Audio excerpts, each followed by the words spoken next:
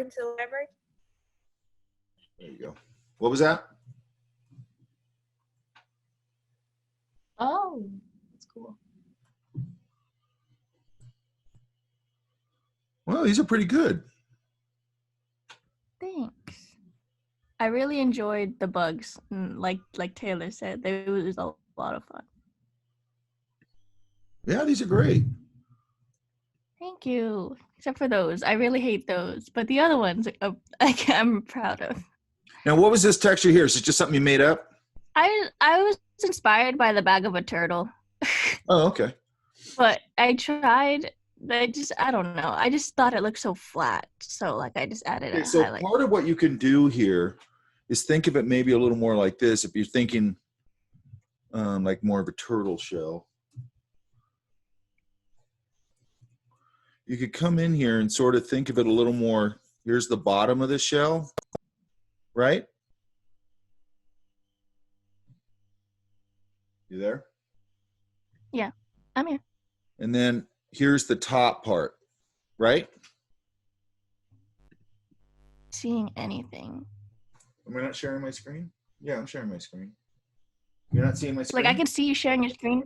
It's like, I can see your screen. I just didn't see you drawing because it was kind of lagging a little bit. Okay. But I can see it now. Okay. So then I'm thinking, okay, this is actually coming over like this, correct? Uh-huh. So I always want to, especially when I still do this when I need to. And then I start going, okay, how are these going to lay on here? And they're going to be following some of this. Now here, they're not wrapping under so much, so they're not going to compress as much at the bottom. They're going to, I'm going to start seeing them a little less here. There's probably going to be a little mass to that. And they're going to start sort of compressing as they go around. And then I'm going to make sure that I'm really following my form here as it goes down. Does that make sense?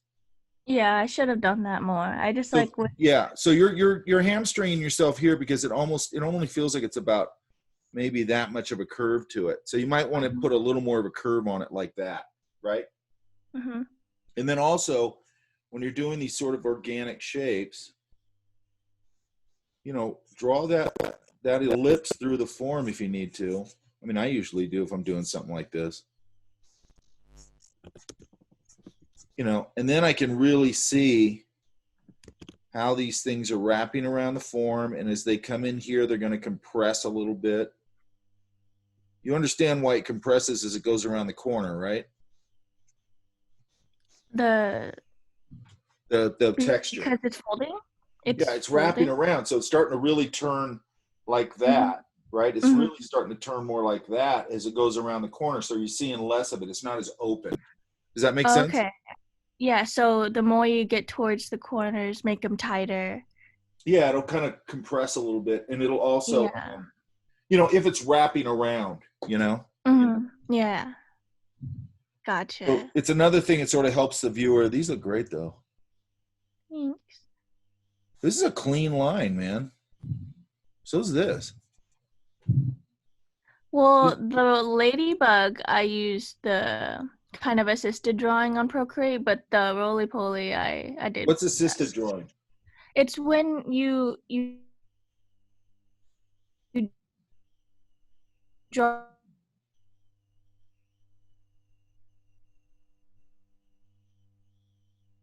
like a curve and you hold the pencil down and it'll straighten. So the roly-poly. But you can't do that with a curve, can you? I just did that myself. Yeah, you can. You can also edit it. So once you make it, you can click edit and then you can take each end of the curve and like place it how you. Okay, be careful with that. I want these free-handed, yeah? Yeah, I tried. I just couldn't get the line right, so I just kind of gave up. No, don't give up. Just keep doing it, right? Okay. Because you got to be able to, I mean, those tools are fine. They're great for like when you're working, but right now I want to get this fundamental stuff kind of cemented in your skill set, yeah? Yeah, so that was the only thing I actually did use the assisted drawing. Everything else I drew, I promise. Okay, that's fine. Here, now if you look here, what's happening, like this fish right here. Mm-hmm. I might have just gone in and sort of just done exactly what's there. So I might have just put a value on here.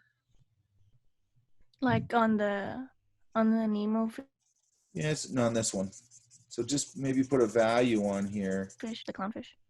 You can see it, right? Mhm. Yeah.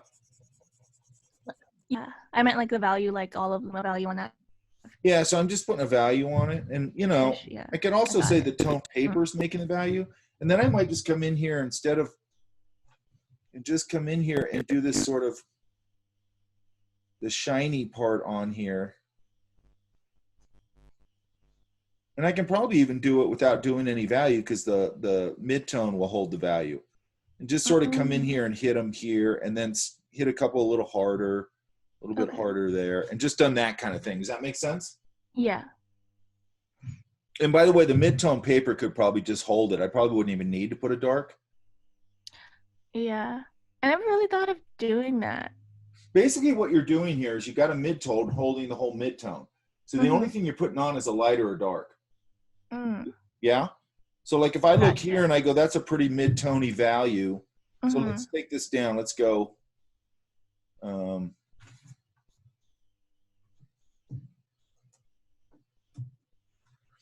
Let's get rid of the color. So you could see that orangey color on that fish. It's a mid-tone value, right? Look, it's almost the same value as the background. Would you suggest? Yeah. Would you suggest grayscaling our reference If it helps you to see it right now, yeah. pictures before we start drawing them? Or I just take a look at them and analyze them like I just did. And then if you look at this value here, here, the paper value and this value here, it's almost the same. You see that? Yeah. So that means that I can just let that hold my mid-tone value on the fish. Does that make sense?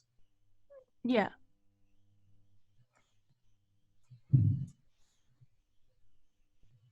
So it might just be,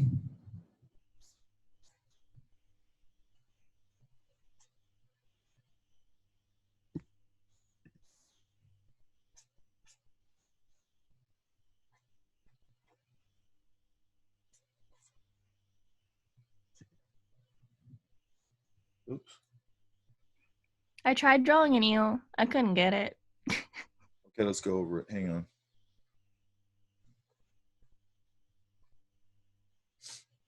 Put this here. That's enough. And maybe this.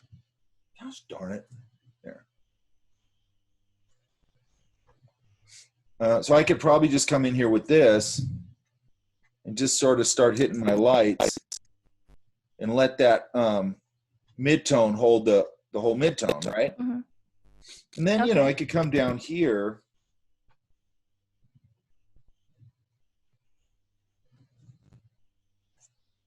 and then add some darks maybe down here. So make it dark in terms of the color of the paper and not just black and white? Let the paper hold your mid-tone, and the only thing you're doing is hitting the darker and the lighter. That's it. Yeah. So make it browner, not blacker. Well, you could use black. It's fine. Okay. I just want to clarify. I just tend to like try and, if I'm working on a tone paper, if I can hit it with a, you know, digitally, I can hit it with a more of a darker browny color. And I just like that. You know what I mean?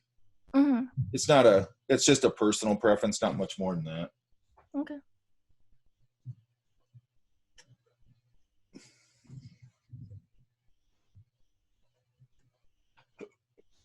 You know, and then I could just do my little bit of darks here, wherever that is. Even here, it's got a little bit of value.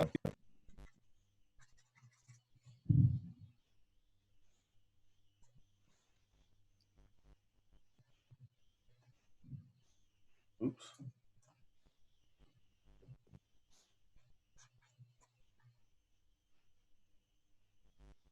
Give me some bubbles. You know, maybe a little on the eye. And if you notice, I'm not going to specularity everywhere. Like here, I can still go to specularity on some of these scales if I wanted to do that. Mm-hmm.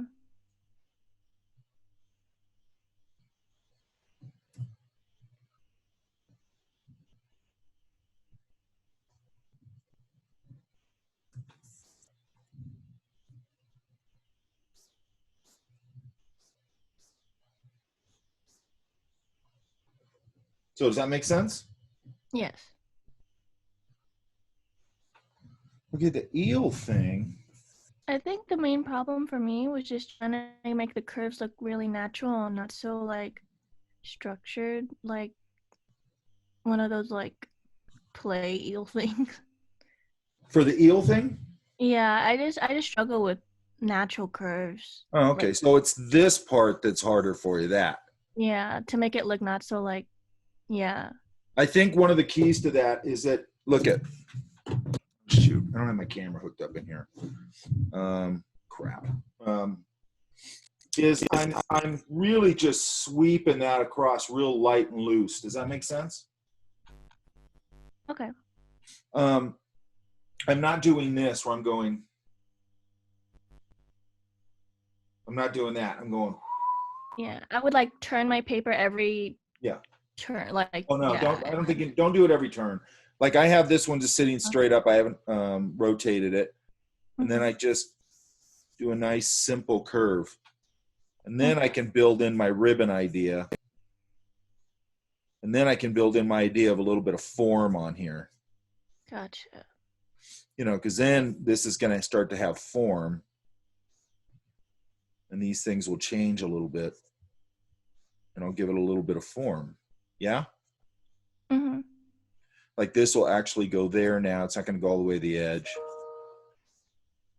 This will go like that. This will disappear. That little line. Oops. Hang on.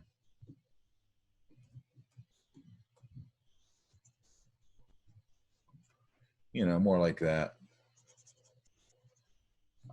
Because this is actually folding over. You know, and going, you know, and that's where my dorsal fin would sit too.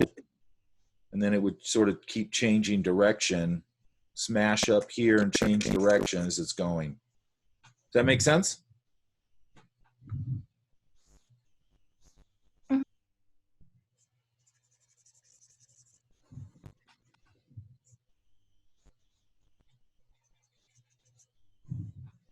I could put a dragon face on.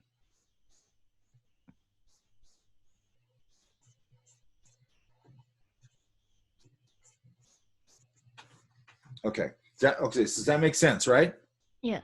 Just practice. You know what? Take a piece of paper, or I mean, you know, you can do it here or on a piece of paper, whatever you want to do. But go in here.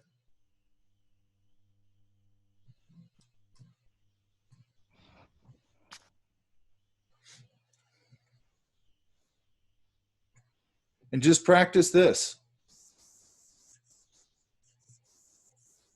Yeah? Yeah. And then just go select all, delete, do another one. And then also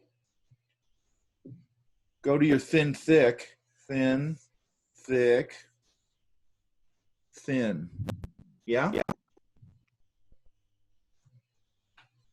That makes sense? Yeah.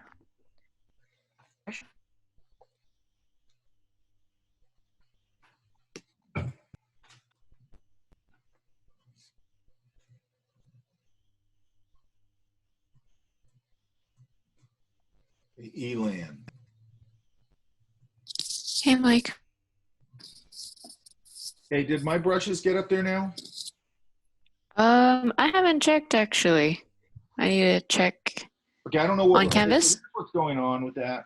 I think I organized them a little bit last term Mm-hmm. because I have those things uploaded, but now that I look at them, I go, oh, these are kind of scattered. So I think I'm gonna I put the ones up today, but what was happening Oh, was okay. the last couple of days, and I don't know why this is, they wouldn't upload to Google. I don't know why. So I kept going back Oh, okay. to the link it to the Canvas page, and they weren't there. So this morning it uploaded, and I put it up on Canvas. So let me know that you got that. And I Okay. gotta look at it again and make sure everything's in there. Because and then you guys gotta know that like if like in the group brushes or whatever, I think there's a folder of PNG files. Those are like preview files. They're not the actual brush files. The brush files are either going to be a .tpl file or a .abr file. Does that make sense? Okay, Elaine, what'd you think? It's fun. I enjoyed playing with the textures. Well, even though I think it could use some work, but it's a nice break from drawing from buildings to going back to organic. So Yeah. Okay, yeah. Yeah, these are good. Okay, so one thing I would do here. So I'm thinking like right now when I start thinking about this stuff, like if I was doing this in an illustrative way, obviously there's a different way of doing it. We're doing a little more of a Bizcomi way. Does that make sense? Mhm. Yeah? Am I cutting out?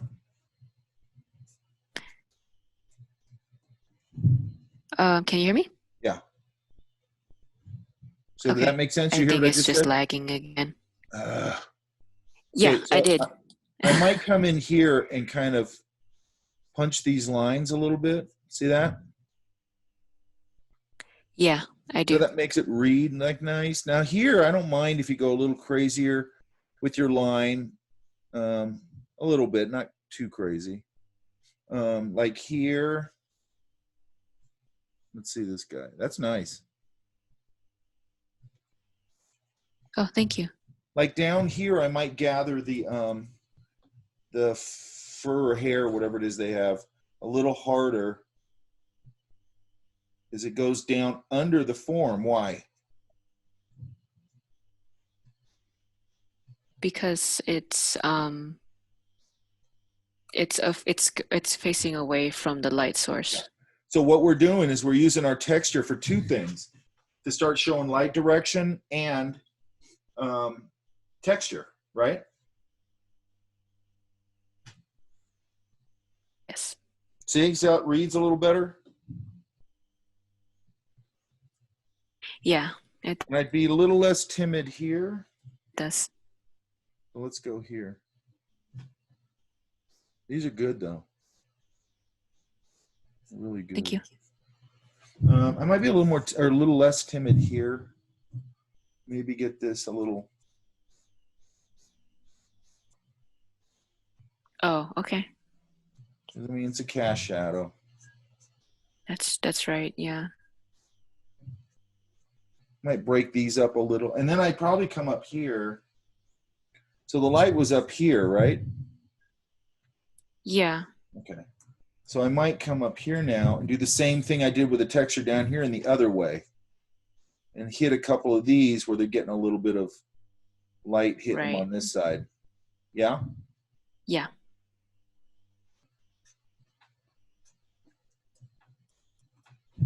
See, now it's starting to get a little more form. You see that? Yeah, I can see it. And that idea of deciding I got texture and it goes into the dark, I'm going to start describing that texture a little more and a little more dense.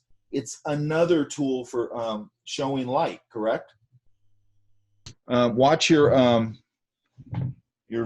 it lines up. Like this side, I'm seeing a little more of this side than I think I would. Okay. I think it would probably be maybe more there. Okay. Yeah. And this a little. Yeah, that's good. Yeah, that one's pretty good. This one's good. These are great. Thank you. And I like the way you indicated the fur on this one. So you see when we kind of punch it a little bit, how it really feels a lot fuller now, yeah? Yeah. Mm-hmm.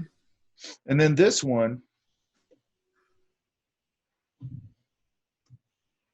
you know, I never want to overdo these, but I might put a couple more in here. Okay. I was again, I guess I was a little timid about not putting too much. Well, yeah, you don't want it. You don't. You got to learn the balance of it. You know what I mean?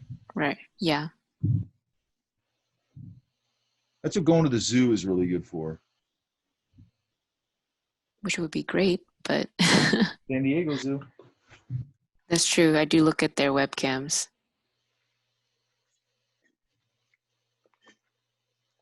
They're open though. Oh, that's right. They are open. Well, that's a weird looking fish. It's called a hogfish. There's so much, when you start digging into this stuff, you find so much weird stuff. Now, this is the one where I might take a little liberty with the ripple reflection on him, right? Or surface ripple. Yeah. Mm-hmm. I might come in here and add a little more so I can get these little hot spots where they overlap.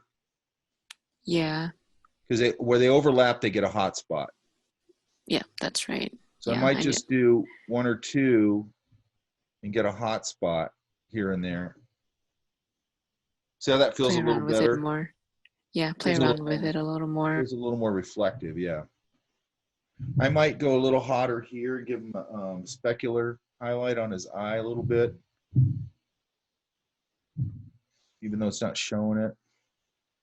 This is interesting. Now it's kind of trippy lighting because it feels like it's getting, it's in water, it's diffused, right? Yeah. Yes. So you got to be careful with that. You got to manage it. This back Okay. here gets a little more, oops, Oh, that's right. Yeah, I did miss that part. it's a little more value.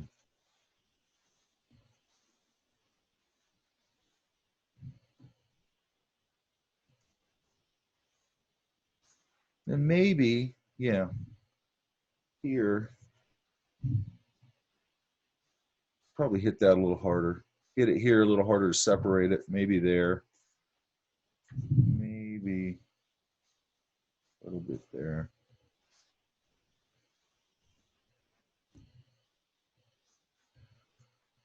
This the part I like is once I get it. This needs to separate. That's coming in front of the body, correct? Yeah. So look at, it's getting lost right there. So we can take liberties there and give it a little bit of a, a little bit of a line to separate it a little bit. I probably went a little heavy on it, but that's okay. And then, you can do things on these, you guys, like as a presentation point of view. Let's find something. Let's see.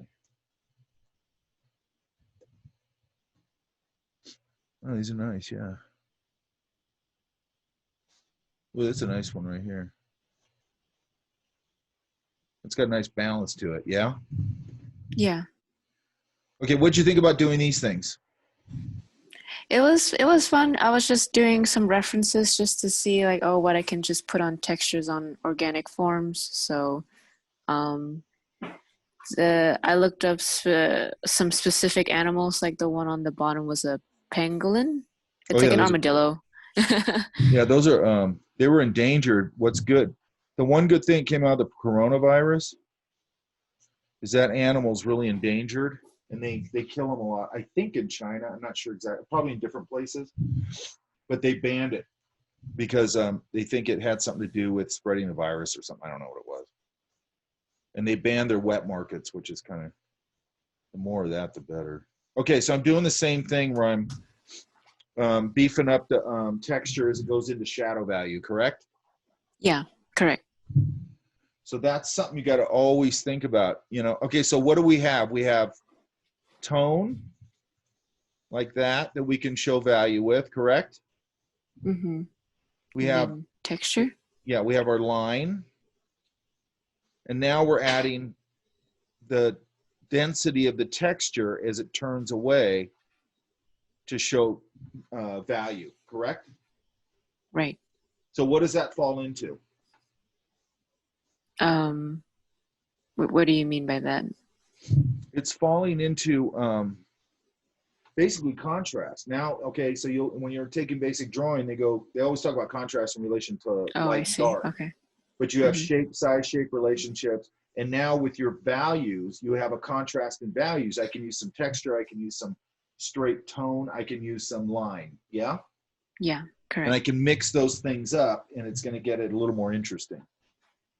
And then I'm going to do the same thing here. Just get a little more of this light on this.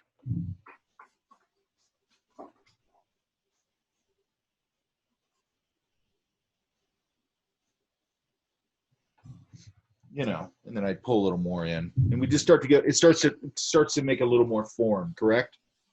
Yeah, correct. This one was the pangolin thing? Yeah. Yeah. So another thing, so I'd go, okay, where's my light source? Yeah, right there.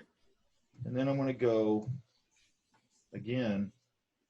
Now I want to separate things. So separation is a huge part of this whole thing, whether it's a painting or whether it's a drawing, because we're going to do a little painting later. So I'd probably come in here and separate. If this falls into sort of like the shingles idea, where we don't want to overdo it. We don't want to outline everything. And get a little heavier under here, Yeah. a little heavier away.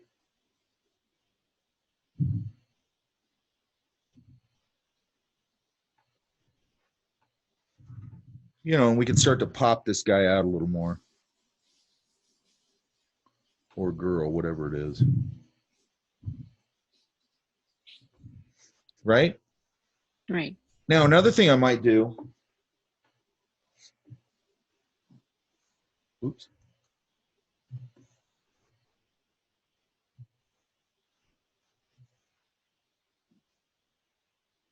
Like here. See here where it's turning a little bit? You put that line there? Yeah? Yeah. Yeah. I might just hit the ends of these a little harder. And it'll start Oh, to okay. sort of imply like a little core. Does that make sense? Yeah. See that? Yeah, I see it now. It kind of dips it a little bit. And I do that a lot. I think I've said this, but I do that a lot like on like a tree branch. It's like to help indicate the shift, right? Yeah, it's to help go. I just sort of have it go, or I can do it like this. You know, I'm wrapping this texture around the form, telling the viewer this, that there's some texture. And then if I kind of hit it a little harder up here, it'll start to kind of just really subtly imply like a core or something. Does that make sense? Yeah. Okay. Or sometimes it'll even dip it. Like if I do it a little harder, it'll look like it goes boop, whoop, like that. Okay. Does that make sense? Yeah. Now, let's see if we can find a good one for this. Let's take this guy. You know, so like as a presentation thing, do this on paper or just whatever on digitally.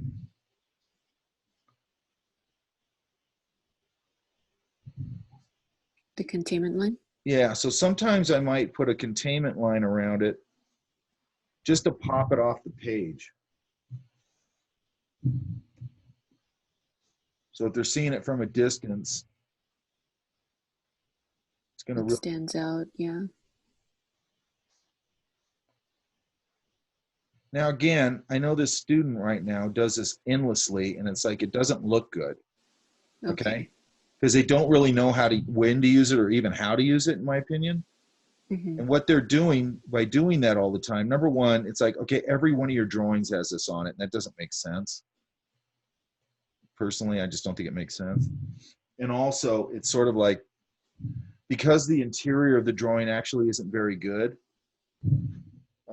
it's emphasizing how flat the drawing is. Does that make sense? Okay. It's flattening out the drawing. And it's like, that's a good example of somebody emulating something, but they don't understand how it works. Okay, see how it sort of pops them out of there? Yeah. When is a good and not the right time to use a containment line? I mean, okay, if I'm doing, I probably wouldn't use it like on this bee. The edges are too organic and stuff. And it's first too soft, so. Yeah, and I'm going to use it when I just want to do this kind of like, you know, pop it out and really show the silhouette of the form. It's almost always going to be a presentation thing. Okay. Right? Mm-hmm. It's not really an illustrative thing for me. I mean, you can do it in an illustrative sense. Like even Struzen does it sometimes where he'll outline the whole thing in white, but it's sort of working with the whole illustration. Does that make sense? I see. Okay. Because here's what you don't want to do. You don't want to do like be drawing something and you're going, okay, this is sort of an illustrative idea. And then all of a sudden you got this real hard, like Viscom presentation idea in there. All of a sudden it's like, this isn't organic looking anymore. This is like now it's become like a weird Viscom thing, but you're telling me it's sort of an illustration thing. And it's just weird. You know what I mean? Hmm. So for me, it's usually a presentation thing.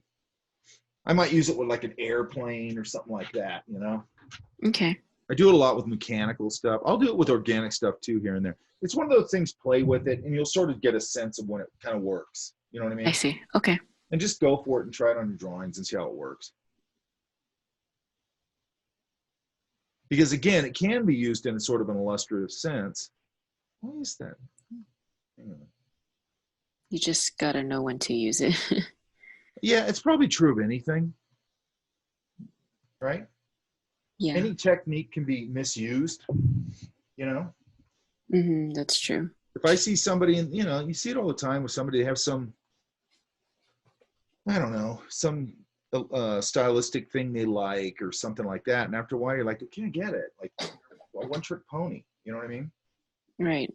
And I don't mean that as to style. You know, some people have their own style. That's fine. But just sometimes I see the same thing over and over again. It's just kind of like, yeah, you know, it's not very interesting.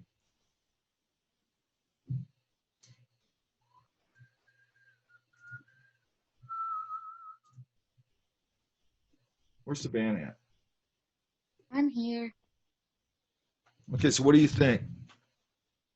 I think I didn't go into as much detail as you wanted, but I was figuring it out. It's I was not, gonna wait okay, to it's use. not detail. It's surface information. Yeah, yeah, I don't like the word detail because once you yeah. say I'm sorry. detail, That was a wrong. That was a poor choice of everybody words. gets into this idea of detail. It's not about detail. It's about implying detail. Okay. Yeah, that's what I meant. But I was figuring it out. I was planning on going back once I got your brushes downloaded so I could add more to them. Well, the brushes don't really matter. You know what I No, mean? okay, yeah, I mean, just get a brush that works for you. I mean, Photoshop now, they have a few good stock brushes in there. The main brushes that I'm really picky about is just my drawing brush. Other than that, I don't know if I'm all that picky about my brushes, really.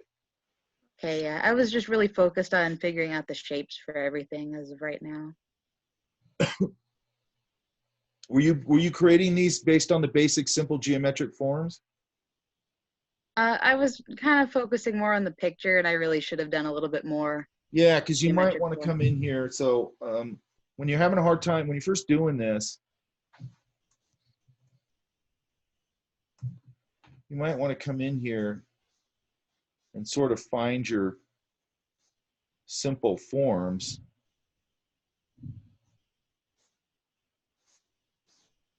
You know, these sort of simple geometric forms in your tubes, you know, however that works, right? Find your Yeah. center lines and sort of build around this geometric structure. Yeah. Yeah. I think we just got a lot of information on Tuesday, and trying to remember it all was a little tricky. Yeah, that's a lot of information. How come I don't have 4 pages? I remembered fish, bugs, birds. What was the fourth page? Hang on.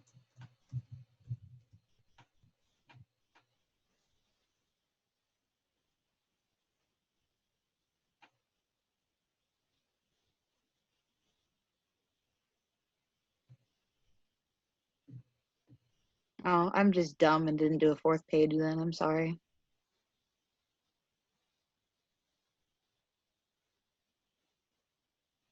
It's all right there.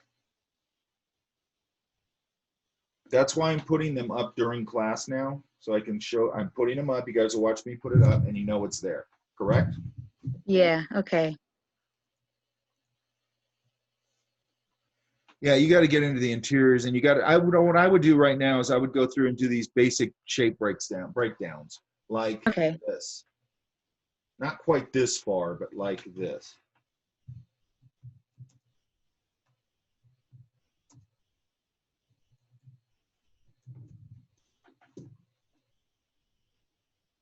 What the hell is was that?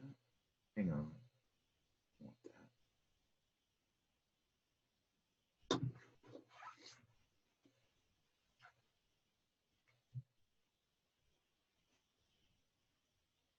No, they're here. Hang on.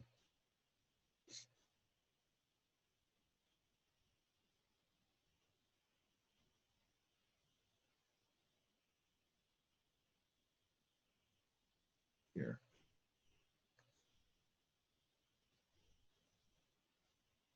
If it helps you, break them down like that. Right? Yeah. Just to see the forms. And then you can soften all these up and wrap texture around them. You'll actually get you can get a pretty organic looking thing. Yeah? All right. Can you go softer than that when you're doing it so it's Yeah, not so absolutely. You don't have to go geometric? you don't have to go this rigid at all. Okay, yeah, because I was like, that's gonna be a lot for my brain. Yeah, you don't have to go that crazy with it. Most Okay. people don't when they're doing this exercise. They just start with basic geometric forms. All I mean, right, okay. just like we talked about, I mean, it's the same thing, you know, with a face, where I can start with this.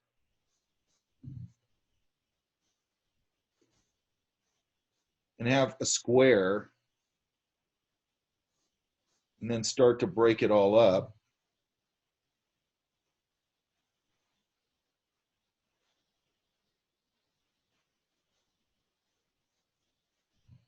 And I can turn it into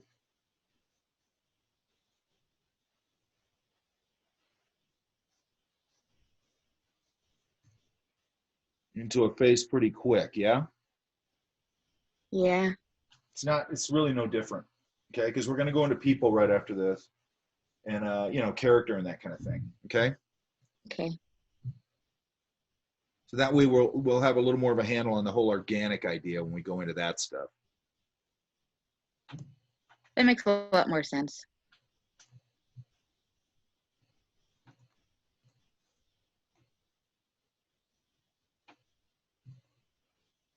Where's Taylor? Hello, I'm here. So this is before I downloaded the toned paper, but all the other ones are untoned. Okay, so this guy, don't pick this kind of thing. Okay, There's just not a lot of form in there or this. yeah, The reason we're going for like fish, insects, all that kind of stuff is because you can just really see everything. okay, Okay, they're almost, you know, like especially insects, they're almost like a mechanical object almost. So you're going from Right. like buildings and all that kind of idea, and then you're drifting into still a really structured looking thing, but it's starting to be organic and then starting to wrap texture around it. And now you're starting to move into a nice organic area. yeah, okay. Get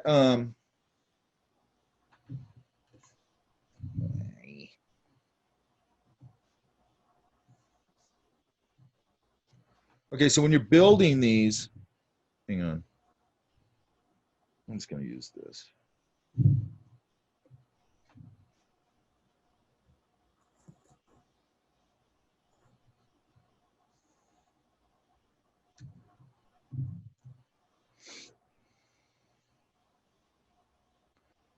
Okay, so it looks to me like this line is being created sort of like this. Oops.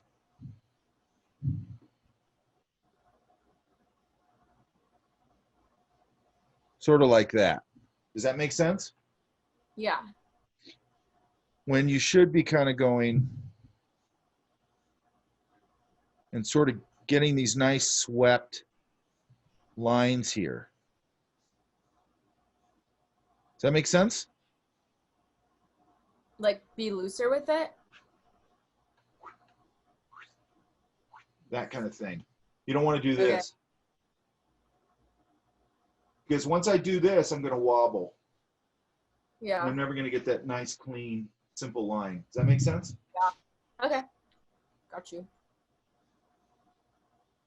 Now, obviously, there's a time to do that, okay? Because I don't like hard and fast rules where you always do it like that. No, but for this kind of thing, and you got to learn and you got to learn whether it's on paper or whether it's on this device or whatever. You've got to learn how to handle the tools you're using, right? Mhm.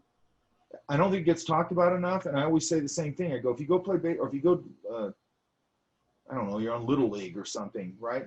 They're going to go, hey man, 3 hands or 3 fingers around the ball like this, your thumb over here.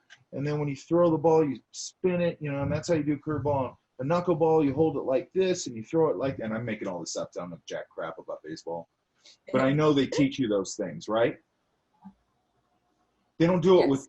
with art tools for some reason. And I think it's actually really important. And you got to find whatever it is that works for your hands, but you also got to know when I want to make a certain kind of line, how do I do that?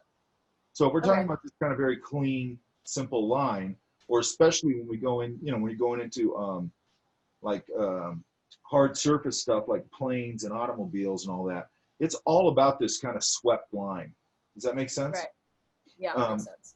And then when you start doing this, you start kind of wobbling. You see it all the time, right? Because everybody gets into this thing. This is what everybody thinks. They think art or whatever, like when you get good at it, that you're sitting and you're blending everything and you're like meticulous. And it's not that. You know what I mean? It's just not that. Like I'm starting a demo today. Look.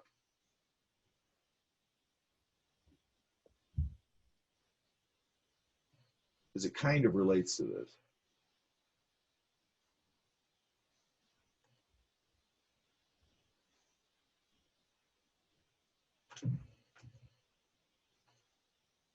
Okay, so I have this board with something mounted down, right? Right.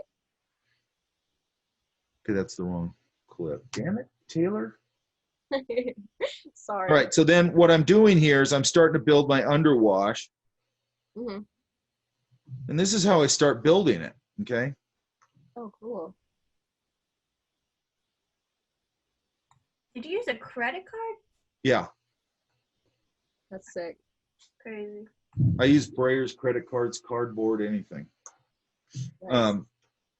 You know, and then I go, I'm gonna have some cool light back here.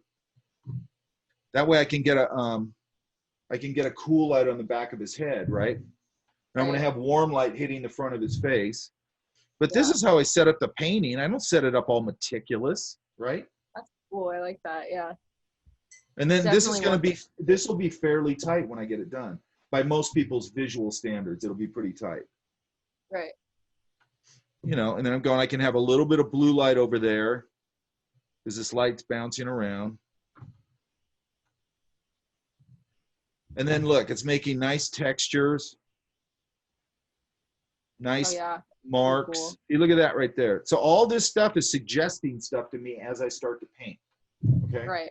But again, Okay. when that gets done, people will think, oh, it was all meticulous. Like this whole painting, nothing will be meticulous in it. Everything except maybe at the very end, or when I'm doing like the glasses, the reflections on the glasses or something like that. That's it. You know what I mean? The rest of it is all just loose and building it. And we're kind of doing the same thing here, but we're, you know, when we get done with it, people are like, oh man, it's so tight or whatever they think are detailed. And you go, no, it isn't. You know what I mean? Like I let them think that, but it isn't, you know? Same thing here. So with this fish, you know, that big sweep right there, right? Right. And I might have to turn my board and, you know, and then a lot of times too, you know, you start in this thing and then you kind of get this in there. And I'm doing this really loose. I'm not trying to be all perfect about it. And I'm Right. going, okay, there's something like that. It's a little narrower there. And something like that. And then I can go, okay, what do I need to adjust? Let's say that I go, this needs to come down a little more. So I'm going to do that. And then got this. You know, and then this is all going to be one drawing. I'm not going to try and, just going to try and get the overall shape because then I can put this stuff in. But I'm building everything in just- a big shape. Does that make sense? Yeah.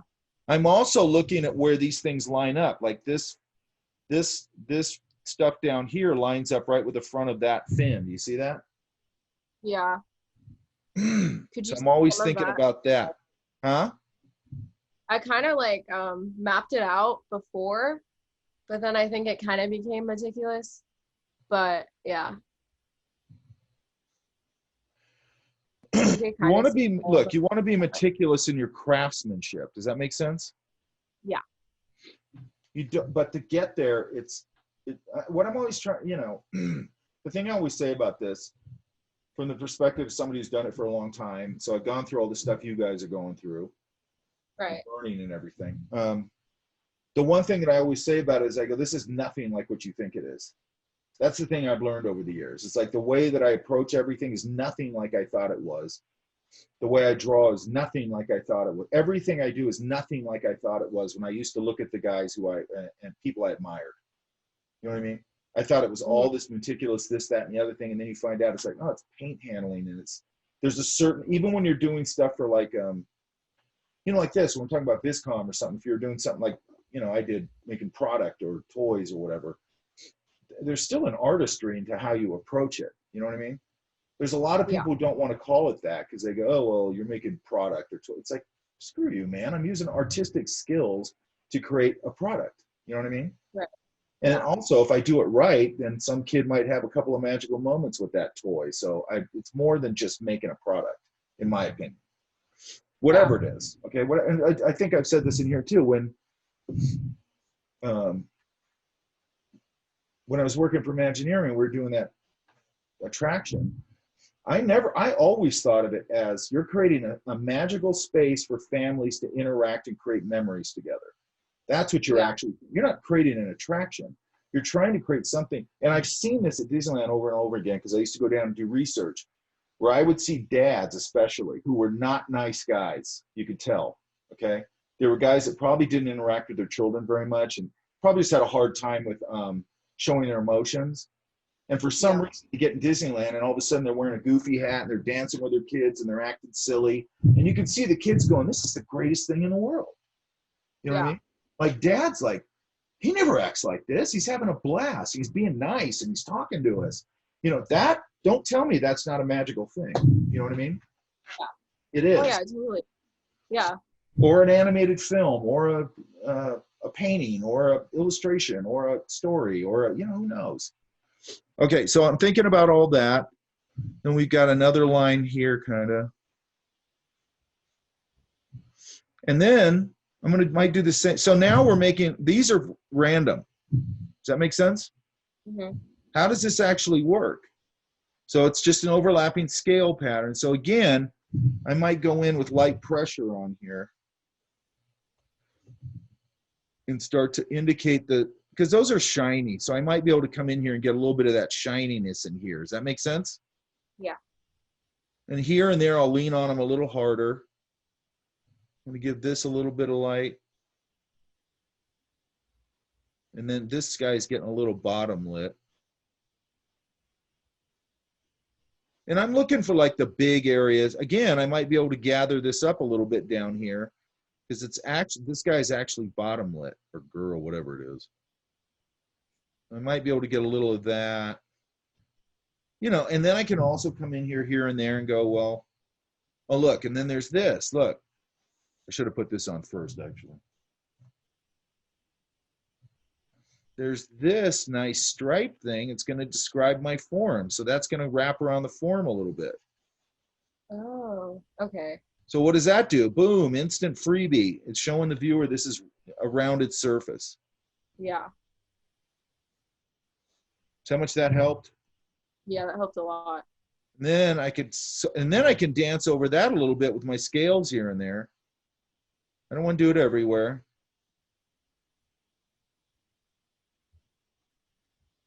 And then a little of that. And then I start going into my next layer of stuff. And then look, this is a nice little mark. Look at this mark right here on his tail, how it separates. So it's got a little curve to it like that. But then it's just got this little cool little sort of hatched line idea. Mm-hmm. And then it kind of comes out. It's a little more rounded, a little more space right there. And then I'm going to go, he's got to follow that form. And then I'm going to switch And I'm going to go get a little bit of that highlight on there. Maybe a little here, so on and so forth. And then I'm going to go stop being so. Now I can go turn this, and I can start to go. I'm going to clean up this line. Oops. That line. I'm going to clean it up, clean up this a little bit. This. I'm going to start separating things a little.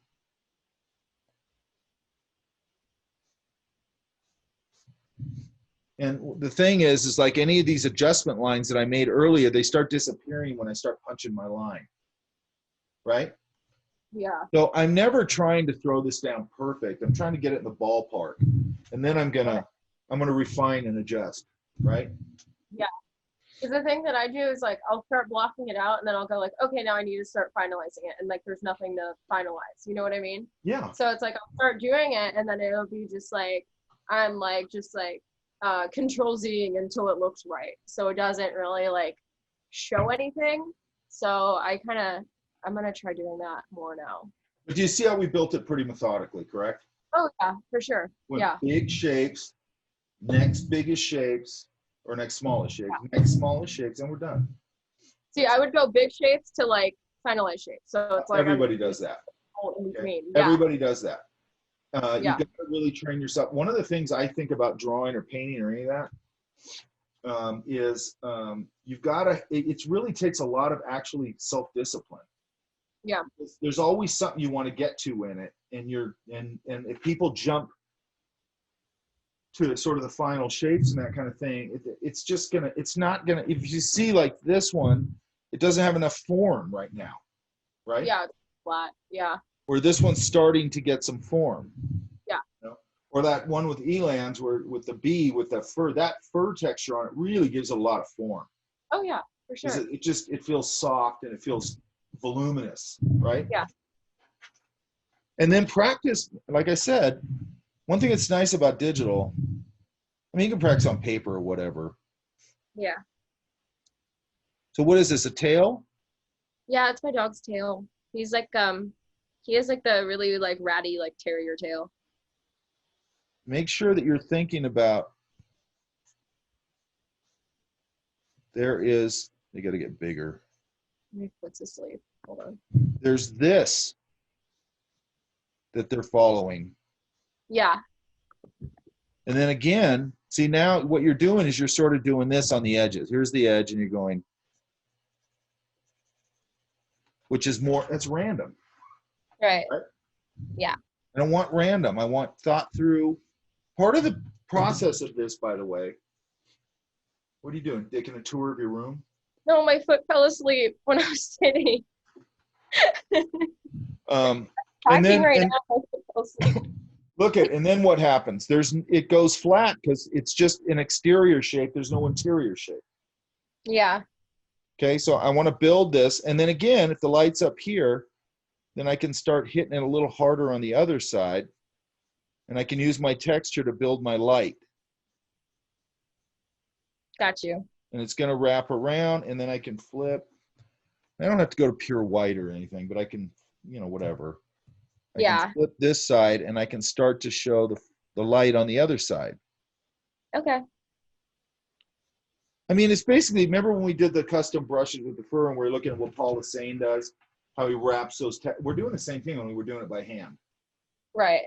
And the reason for that is because then you get people and they go, well, you can just do it like that. And I go, okay, if you just do it like that, you don't even understand how it works. Yeah, you need like the technique and stuff in order you need to understand. You need to have an underlying understanding of whatever it is you're doing.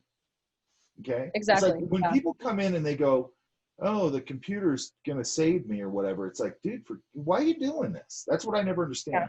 It's like, oh, so you want to make stuff and have people think it looks cool. So they give you likes on Instagram or whatever, but it's like, you don't really care. You know what I mean? Yeah. Like if you care, then you come in, you want to know, you want to be great, I think. Right. Exactly. I mean, who doesn't want to be great?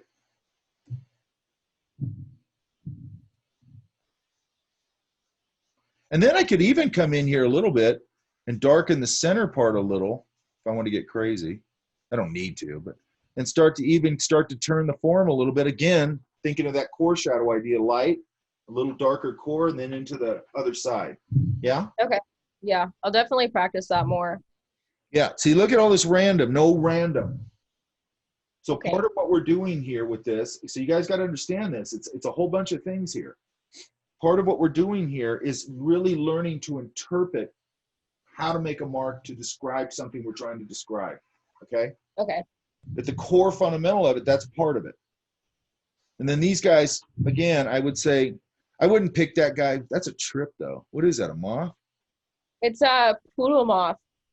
That's awesome. Yeah. It's so That's the weird. only It picture. looks like a fake, you know what I mean? Yeah. Well, like, okay, the first one I was gonna draw was fake, and I had to like look up for like an actual picture because it was one of those like, you know, like how like they needle point weird animals and it looks like the actual animal, like with the platypus, but it was like a Oh, little. yeah, I saw the platypus. Yeah, it was that, but like a moth, and it was like that same thing. Because, like, look at the antenna. Yeah. Like that, that's a cool idea for an antenna that I would never would have thought of. Yeah.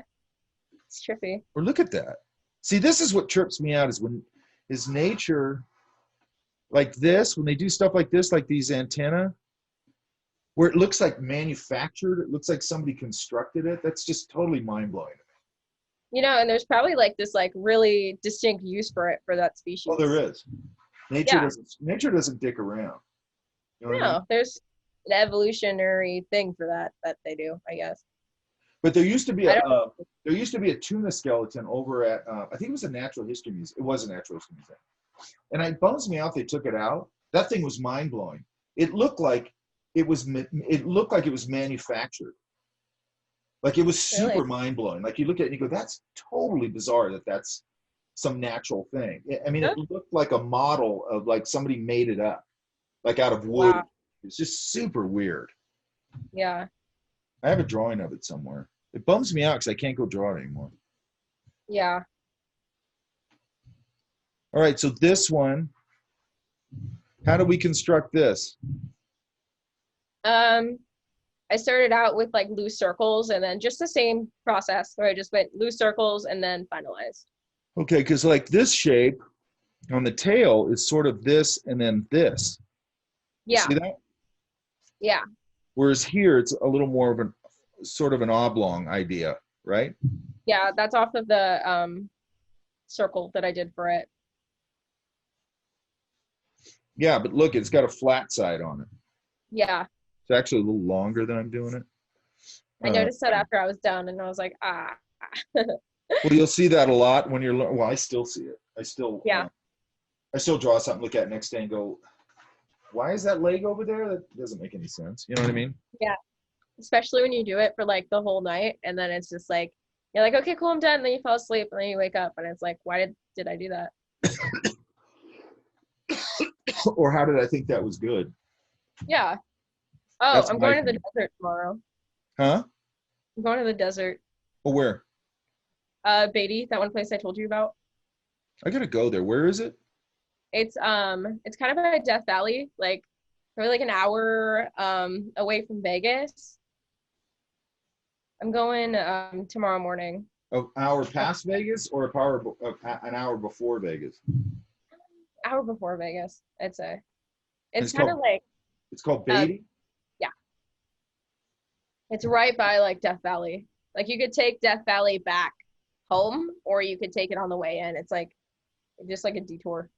I got a friend of mine who's super into, he goes out and photographs like totally middle of nowhere places out in the Death Valley. Yeah. He won't tell anybody where he goes and stuff, but there's a series, I'm going to go with him. We talked about it last time he was just out. There's cabins out there that people maintain. Oh yeah.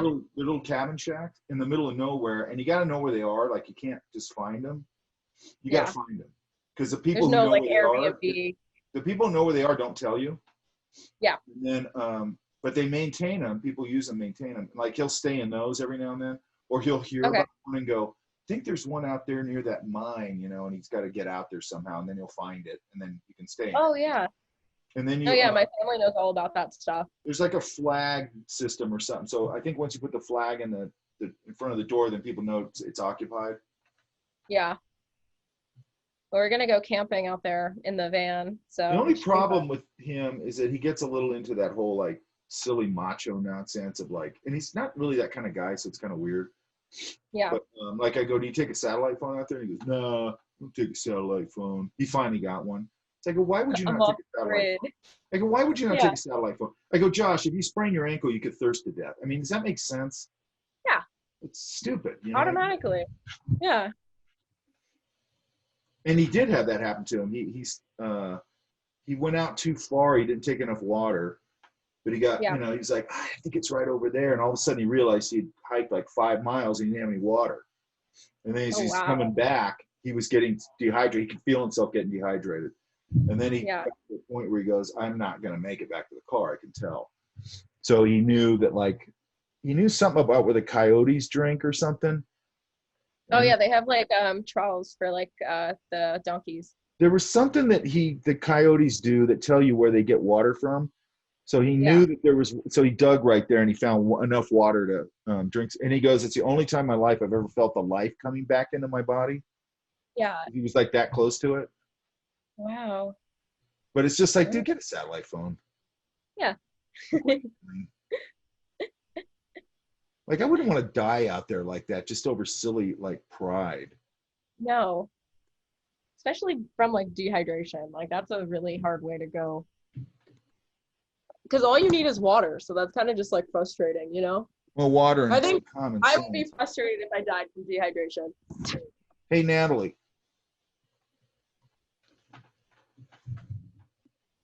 Where's Natalie at?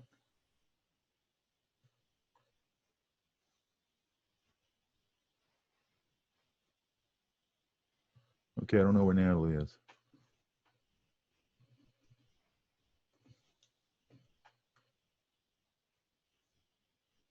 Karina, you here? Yeah, Mike. Yes. Let me screenshot the room again real quick. Okay, so what'd you think? I had fun. Just the fish, kind of similar what Taylor was saying about struggling with it. In what way again? With the fish, just the shape of it. Okay. Everybody has something that's tricky for them on this. Oops, damn it.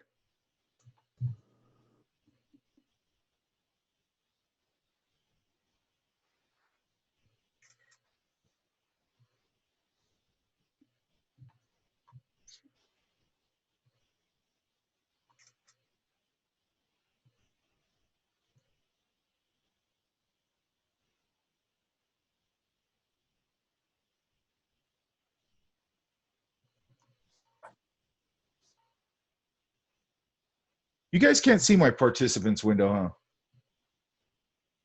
No. That's weird. It's weird how it doesn't let you see it. Okay. There's an option to see the participants at the bottom. Is there an option to take out, like on the Zoom video, take out the, because it shows us talking on the right? I should, Are you full screen right now? huh? Are you full screen? Yeah, I think There so. should be like options on the top left of the videos of people. There's like a line, a square, 2 rectangles. Yeah. Yeah, click the line. But that's not gonna, no.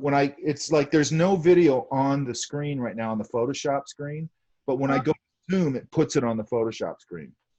Hmm. I'm not exactly sure what that is. Anyway, okay. So the fish gave you trouble? Yeah. Well, that's cool. Look at that color in that thing, man. Yeah, that one's parrotfish, and that one, a lot of people had the front view of it because it looks creepy the way it smiles.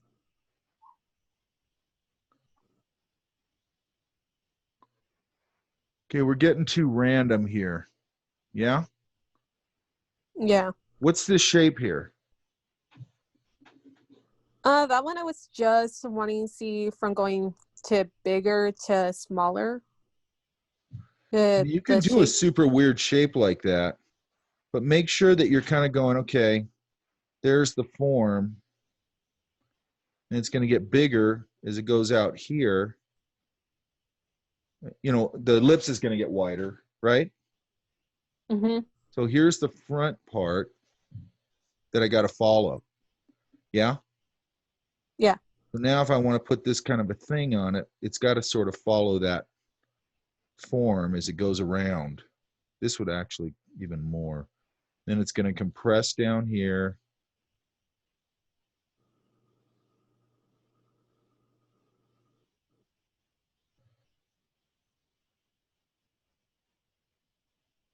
You know, so on and so forth, right? So these are all feeling very flat. They got to feel like they're wrapping around.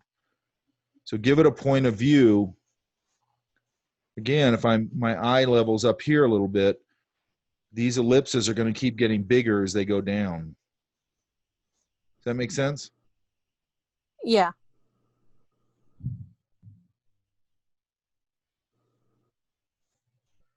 Then in here, you're starting to do it. I might mask a lot of this. Oops. Like there's some value right here. I might come in here and just mask some of this stuff, or maybe even mask some of this together. Like I just look at it and I go, where can I mask a few things together? I could say maybe the light's over here going against this section, because then it's going to sort of pull things together. And then I'm going to go, this is over this. That's in front of that. This is in front of that. So I can go a little heavier on it. This is there. Maybe even this.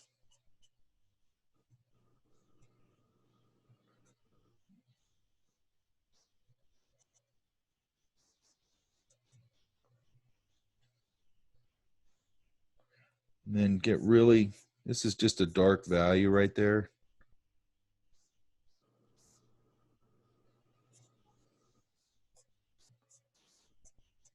You see what I mean?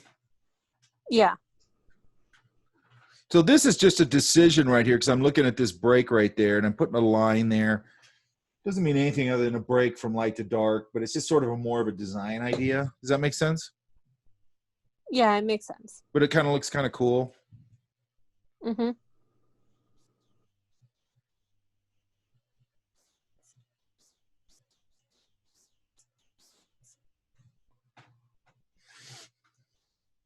Same thing here. Now here, this is turning into a pattern now, right? Yeah. And this, where you're starting at,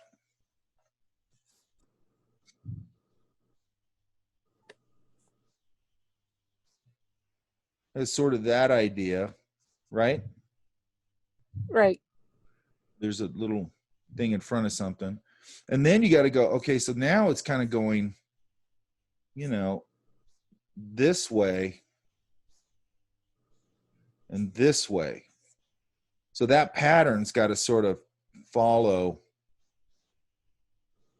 again, this, and my leaves aren't wide enough. It's got to follow wrapping around this form. Yeah? Yeah. And then look how it breaks that edge, which is really nice, but it's breaking it. I'm going to break it. I'm going to make sure that all my leaves, or whatever these are, petals, are following this form. And then once I get all that sort of blocked in, then I'm going to come in here and go, where's my light? And I know mine's flatter. Let's say my light's up here. Then I'm going to start separating some of these.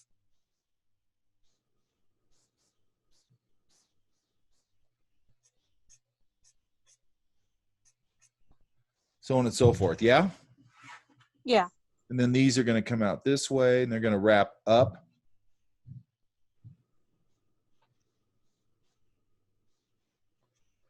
Over. You know, so on and so forth. And then I got to look at how these actually interact. They interact like that. They're sort of like shingles. There's one in between each one, that kind of thing.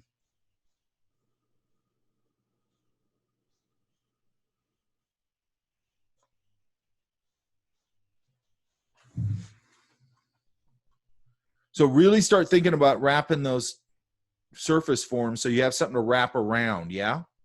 Yeah.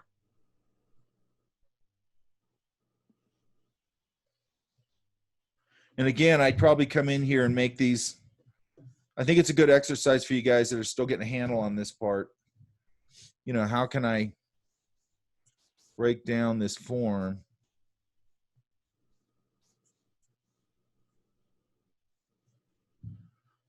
And then remember, draw that right. Then I can do that. Oops. I can do that. And I can get the center line. That's a bad center line. This is actually doing that. Then this is actually coming around and up. And then if I go, okay, well, this comes over here, so it's going to line up over here. See how that lines up the shell? Yeah. You know, and then I can go, maybe it feels like a tilted up kind of idea.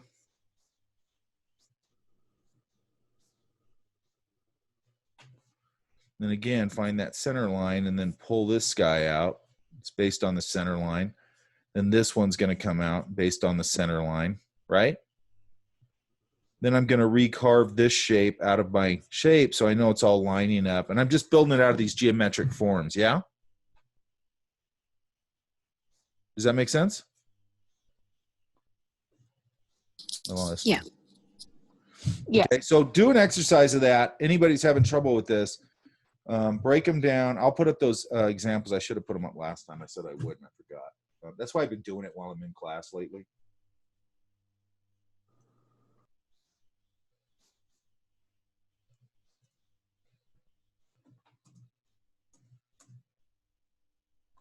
You guys ever seen flying fish?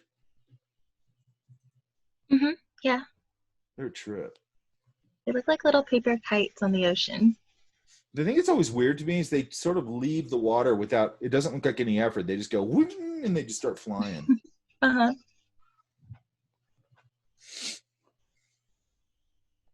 Okay, same thing. I try and, you know, where's your surface form here? We don't have anything in the interior of these really, right? Where are you at? Yeah, I'm here. Does that make sense? Sorry, what did you mean? Well, there's nothing on the interior, right? Oh, okay, I see. Yeah. And then like this shell where it meets the, whatever that is, yeah. it actually kind of goes up and wraps over a little bit. You can see it right there. Yeah. So that's helping to give it some form. This is actually a little bit rounded. So you got to really look at your forms. Yeah? Okay.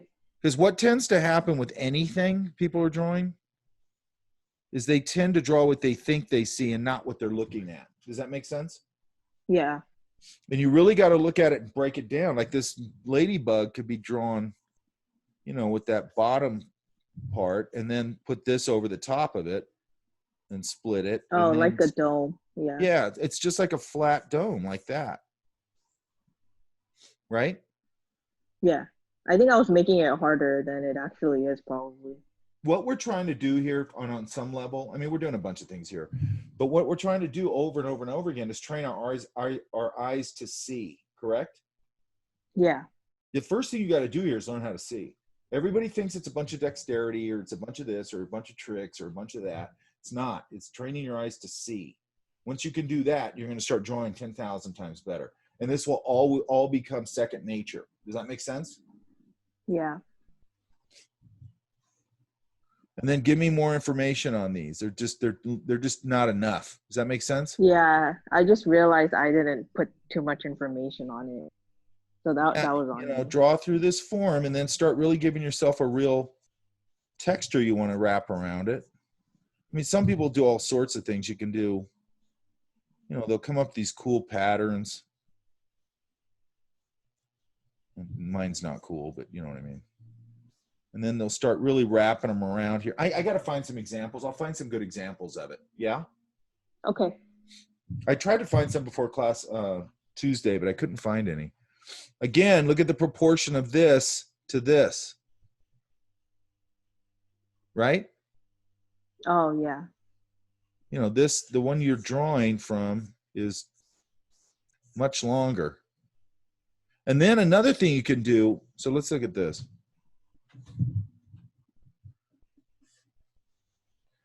If it helps you to see it, like with this, hang on, it's awkward trying to draw on this side of the board.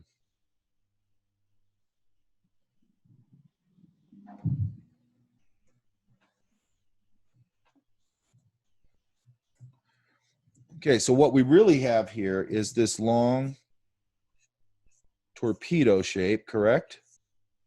That's Yeah. bigger in the front and smaller in the back. Then look, here's the top center. Here's the axis line right there. Does that make sense? Yeah. And then this tail comes off of that, or this shape. Then this one comes off of here. Okay, so, and it's a little longer actually. I want to make it a little longer.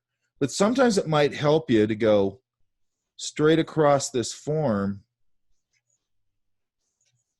and draw sort of a plank and then build the shape inside of that.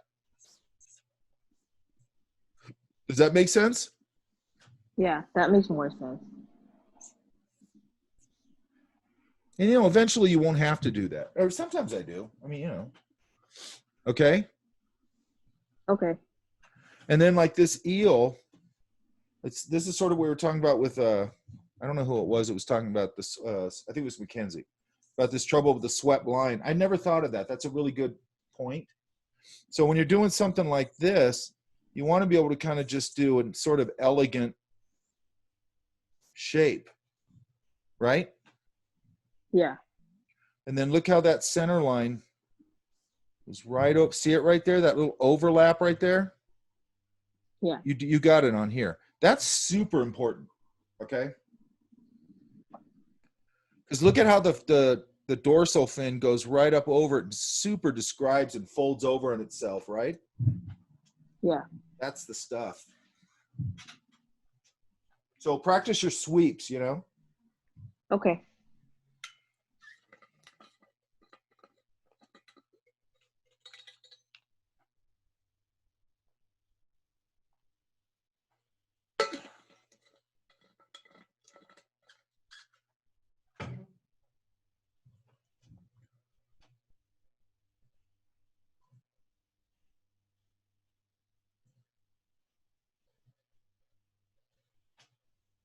Okay. And how come I got 3 pages? Oh, that was just on me. I saw it as 3 pages, so yeah, that mistake. I'll went on double me. check. Maybe I did put it that way. I could have. Okay. I didn't if I realize screwed you it up- said obviously, if fourth I page screwed of it your up- choice, so. If I screwed it up, I'm not penalizing anybody. Hey, Ethan, where you at? Here I am. This one right here, these look pretty good. Thank you. Thank you. It's the highlighting I'm a little bit wary about. On these? Yeah, the highlighting and the shading. Okay, so if you look at this, you can't see it all that much in the photo. Well, you can see it a little. You can see a little bit of a highlight right there because the way I see this is this is straight. This is coming down straight like that, correct? Yep. And then it's sort of bumping over like that. So I'm probably going to put the highlight a little more. You could put a little bit there, but I'd probably hit it a little bit here a little more. Because that's where it's kind of transitioning into the body. Does that make sense? Yep. What should I remember the next time I do one of these? You what? What should I remember when it comes to highlighting and shading? You gotta look at, I mean, it's all about where the light is and it's all about how it's falling on the form. Okay. So just like this, what I just said, if I look at this and I go, this is coming down and doing that and rolling over right there, that's about, and I can see it a little bit here on the photo. That's about where I'm going to put that highlight. I don't want it right up against the fin because it's not describing that form coming out like that if it's right up against the fin, okay? Now you can have some up against the fin, that's fine. Now, like here, okay, so there's a couple things. I would get more of my interior forms in here. like this Okay. one, like this one. And now you got the fin laid in. So now I go, can I get a little more information in there? This one. And then I'm going to start separating. I'm going to go just like we talked about. I'm going to go, I can separate this a little bit with a little darker swept line. See how that gets nice and cleaned up? Yep. And then let's see. Yeah, and then I'd probably just darken a little of these in here, not the whole thing, just the kind of middle part.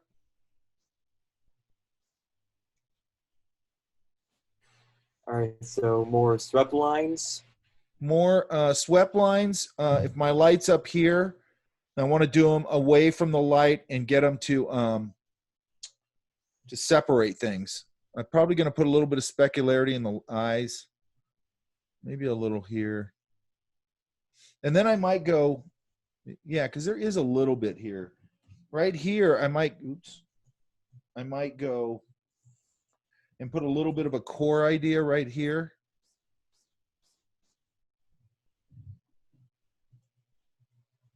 Just a little darker before it turns into that light on the bottom. Okay. See how that gives a little more form? Yeah. So we just pop in a little bit, but your overall proportions are pretty good. Thank you. And then same thing here. Look, you've got this highlight right in the light. And if you look at what it's doing, it's highlighting some of the scales. So I could probably show a little more scales there in the light. And then there's a lot of them here. I'd probably put some down here. You know, I'd make them wrap over themselves better than I'm doing it. You know, a little here. Again, a little bit of specularity there.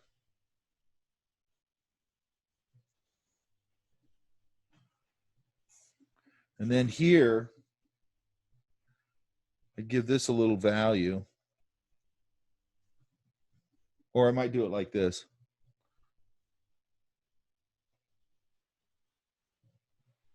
You know, I could do it that way. You could do it however you want. Could do it as a tone, a value.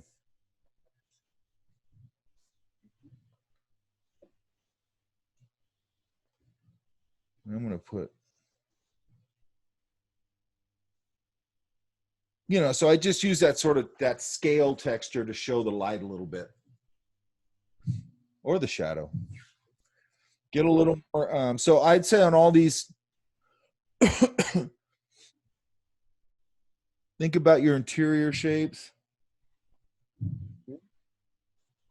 Like up here, if I put a little more value here.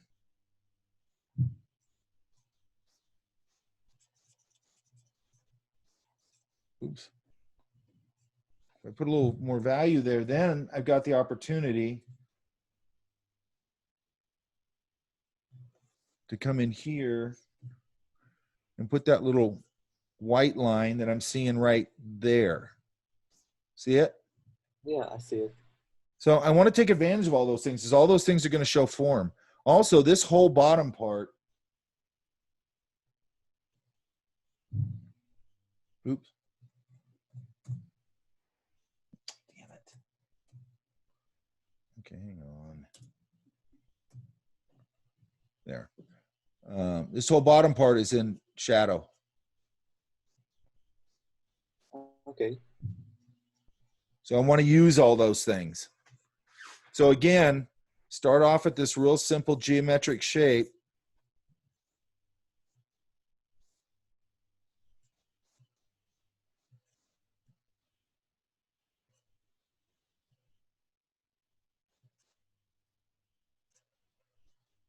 You know, and then build in, you know, build into it.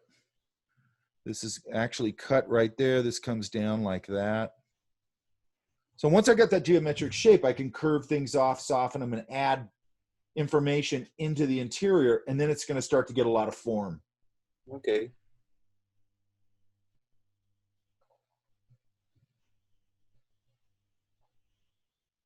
Then when you do the birds, same thing. Try and get the big, I'm looking at this guy right here. Try and get this big shape is its own thing right away.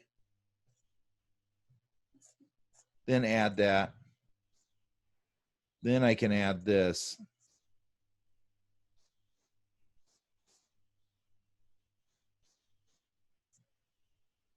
And then I'm going to play around with like this arm right here, or this, whatever you call it, wing.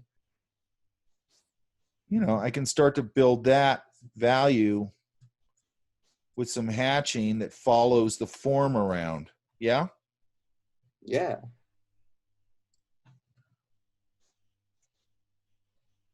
And then this actually comes out a little more, you know, and then it's a bunch, you know, it's adjusting, and then his wing kind of comes out here a little bit.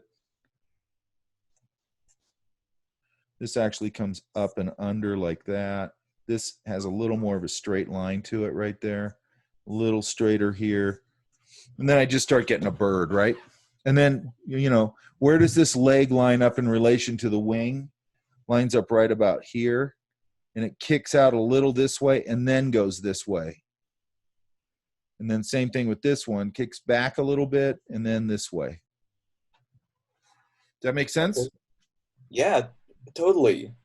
So it's just this, you know, breaking. We got to learn to break all these forms down. This one's a good one right here. Thank you. See how that's wrapping around like that on both ways? That's what I'm looking for. Yeah? Yeah. Okay, good.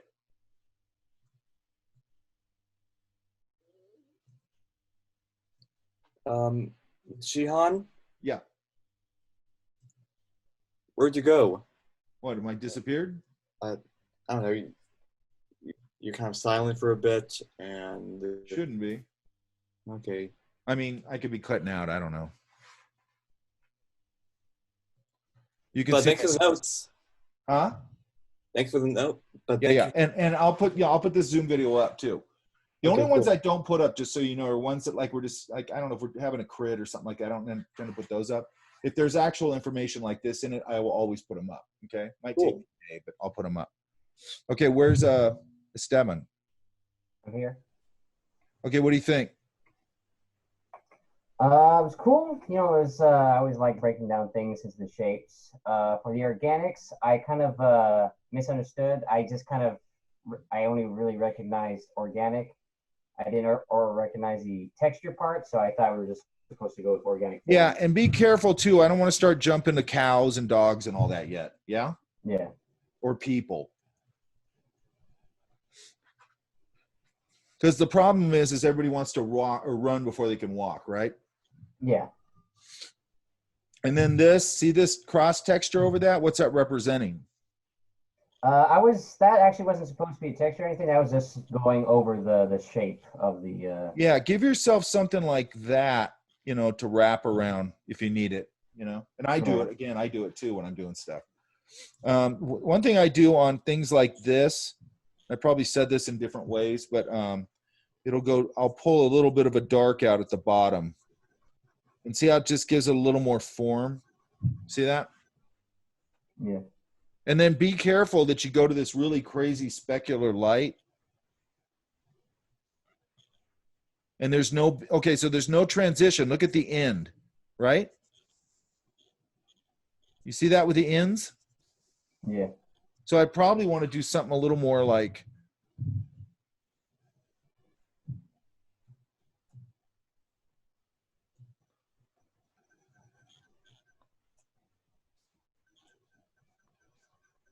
a little more like that, where it feels a little more natural. Does that make sense? Yeah. And then get these. So this one's starting to work, but it's getting really wonky. Like these things, part of the reason that it's nice to start with an insect is things line up on them pretty well. Does that make sense? Yeah. So if I'm drawing this grasshopper,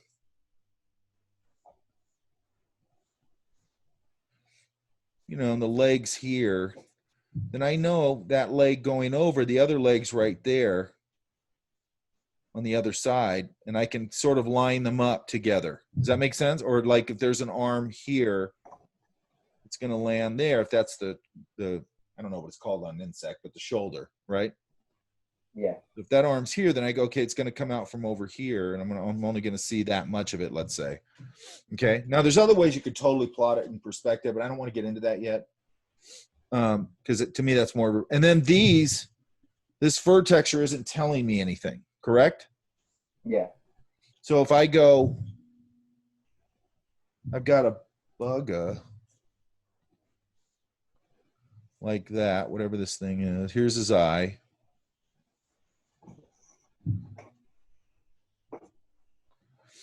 This is going to go, you got to think of it again, going, okay, so it's going to sort of wrap around like that, right? Yeah. And then I'm going to go, and I'm going to sort of make sure that my texture is wrapping around this form.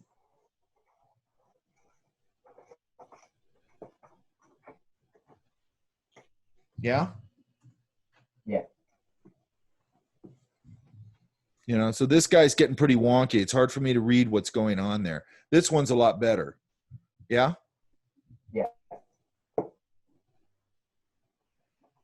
And then I wouldn't jump to vehicles yet. They're not, and also they're not in organic form. Yeah. So I'm not sure why we're in vehicles. Why are we doing vehicles?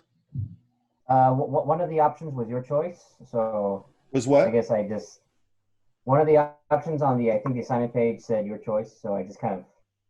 Yeah, when I say your choice, so I mean something. Your choice organic. Yeah, yeah. I'm gonna right into that. Yeah, and cars are not organic. Or any manufactured thing for the most part is not organic. Hang on a sec.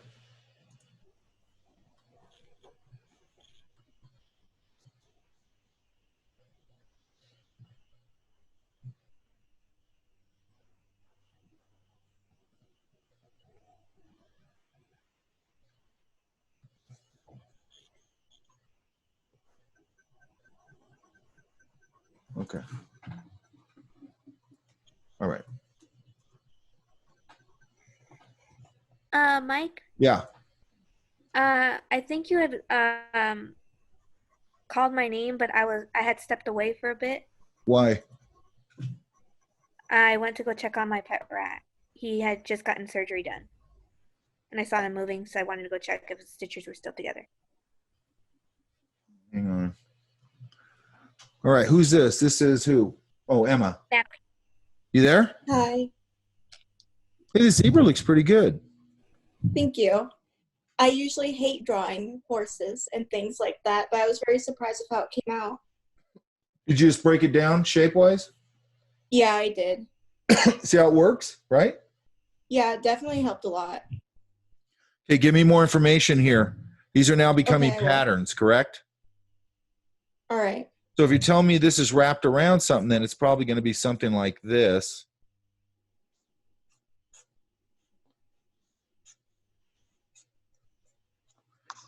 My pattern is going to have to wrap around following those forms, correct? Yeah. So remember, there's got to be volume in here. And there's got to be, you got to kind of work out, like if it's a circle, then you go, okay, where's my perspective? Let's say it's there. And now I've got, here's my front line. And that's what everything has to wrap around. Okay. So you got to give it volume. All right, I'll fix that. Bears are tricky, man. They are. Like, sometimes I'm good at drawing bears, and then there's sometimes where I'm just not great at it. The thing with bears, it's sometimes it's really hard to see their anatomy. It is. They're And so if you go fluffy see 'em- sometimes. If you ever go see them up close, they're even up close. It's really hard to see their anatomy. They're so heavy. They look like kind of a Yeah. bag of water with no anatomy. Yeah. You've really got to look to see even just to see the shapes, you know, Yeah. they're tricky, man.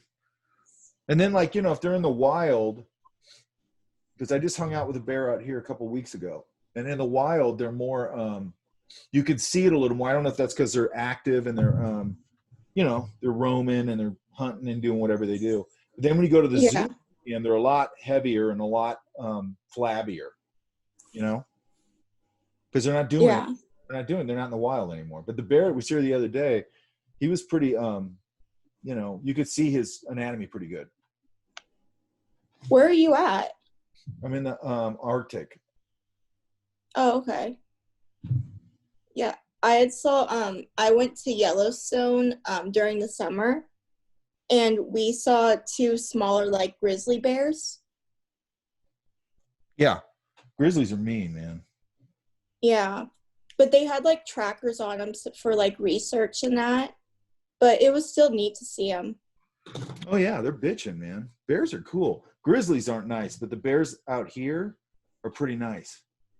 Yeah. Well, that's good. Yeah, it is. The ones that we saw too were pretty young. They probably were like a year or 2 old because they were still pretty, not super small. They were more like, I guess you'd say like a medium height. Where obviously like they're still able to go on their own, but they're still like pretty young. Grizzlies you don't want to mess with. Yeah. I mean, I wouldn't mess with any bear, but like I can go out and hang out with the bears here. Yeah. But you know, I always make sure I have kind of an escape plan. Hang on, I'm trying to find something. Oh, here it is.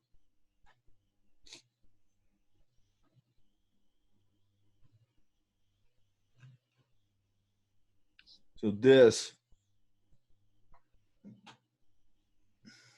see, it's kind of, even there, it's kind of hard to see her anatomy, right? Yeah, it is.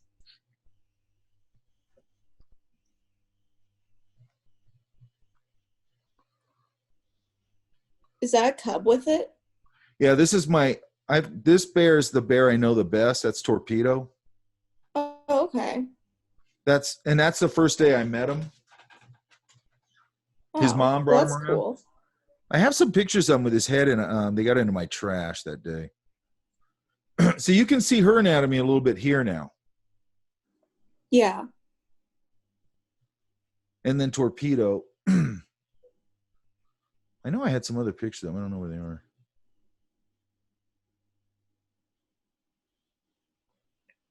I didn't know I had half these pictures, man. Okay. This one right here is pretty good. This carpenter ant. Yeah? Yeah, I really like how it came out. That's my favorite. Okay, but now there should be, if you think about it in perspective, so here's the center line, let's say, right about there, right? Yeah. The perspective line is probably somewhere like here. This feels like it needs to come down a little more. Okay. To line up with the other one. I'd probably hit this a little bit to separate it. Maybe a little, you got a dark line there, so it's fine. Maybe a little under here to pop these guys. And then I'd probably put a shadow value under here. Oh, I had done one, but I couldn't tell if it looked better or not with it, but I just took it out because I thought it didn't look as good.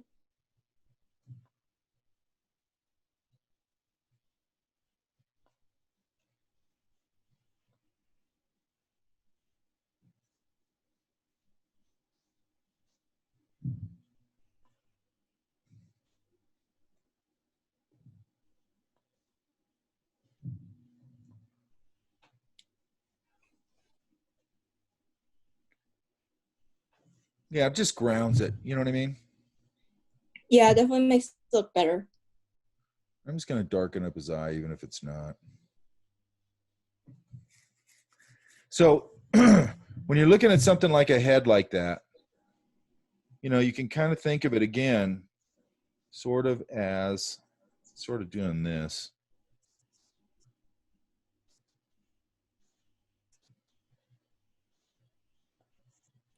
You know, and there's the center line. So then if I go, this is the mandibles coming out.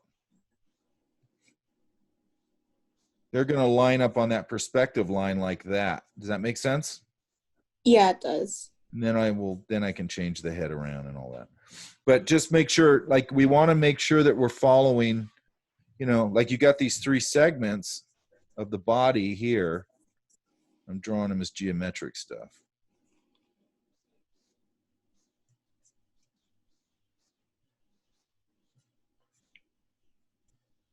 And then maybe another, and then the head here, which is kind of tilted down a little bit. Now we have that, correct? Yeah. So now I go, okay, I got a leg here. Let's say it's here. Well, I can follow that straight up and down. It's right on this side. I don't even have to follow it around. I can go straight over. And then I go, this one comes out like that. So then this one's right about there. And then I'm going to see that much of the other foot or leg or whatever. Yeah? Yeah, that makes sense. And then I'm going to go, this is actually rounded. This is actually rounded. But it'll, you know, it can help you at first sort of line things up and get them in perspective. Now, if I put it in there round, you know, I can still do kind of the same thing. If I just go in here and put this round shapes in here, then I can go, this one's here, go straight across, it's there. Put a center line, you know, I can just line things up on there if I want to. Okay? Okay. Think about your perspective. Yeah, I'll definitely work on it more. That's the thing I kind of struggle on the most. Everybody struggles with the same stuff. Yeah? All right. Everybody struggles with the same stuff. Almost nobody's unique. I hardly find anybody that's ever unique in what they're having problems with. You know what I mean? Yeah.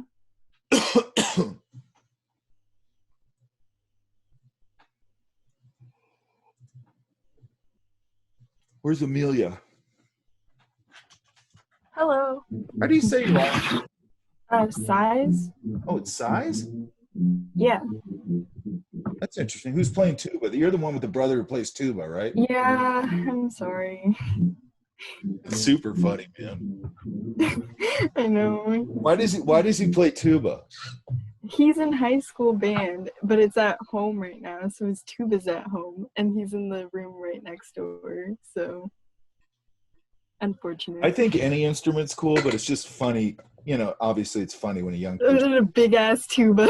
yeah, a big tuba, you know. And they sound fun. When I hear it in the background, it just sounds funny. Yeah. Nothing wrong with tuba. Okay, so what do you think? It was fun. I think I did okay. These are pretty nice. But you're giving me random lines right here, correct? Yeah. No random lines, right? Yeah. I'll get rid of this. Yeah, see, that line's not there. But there is a lot of, well, he's got a lot of fur underneath him. I never knew that. All right, Yeah, so I like thought- these are starting to get random, right? You there? Yes. So it's mostly a darker value. I might come in here and give this a darker value. Then I'd probably get a brush, thin it down. And then I just start to indicate some of this fur hitting coming out. I don't need it everywhere. Does that make sense? Yeah. You know, because I want to get a furry texture, not this. Right? Mm-hmm. It's this. It's a value. Oops. And then the fur texture coming out. Does that make sense? Yeah. So all this I'd put in value. Then these, you don't need those, right? Yeah. Because you indicated the values with the big mark, so you don't need all that other stuff. Your proportions aren't way off, but you know, they can get a little better. But they're not bad. Okay. Okay, what'd you think about this? Good, except for the one in the top right, because I think I highlighted it wrong, because it should be on the hairs instead, like individually. Yeah, get a little more like in this one, it's starting to get pretty flat. Like right here, it's sort of going straight down. And then here it's Okay. wrapping.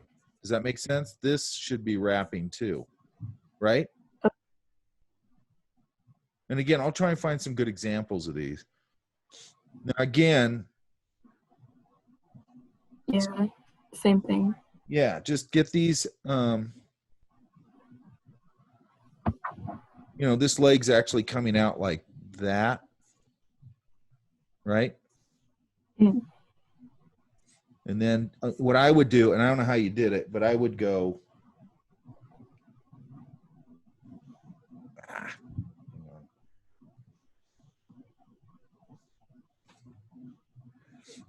would probably, maybe I'd start with the head.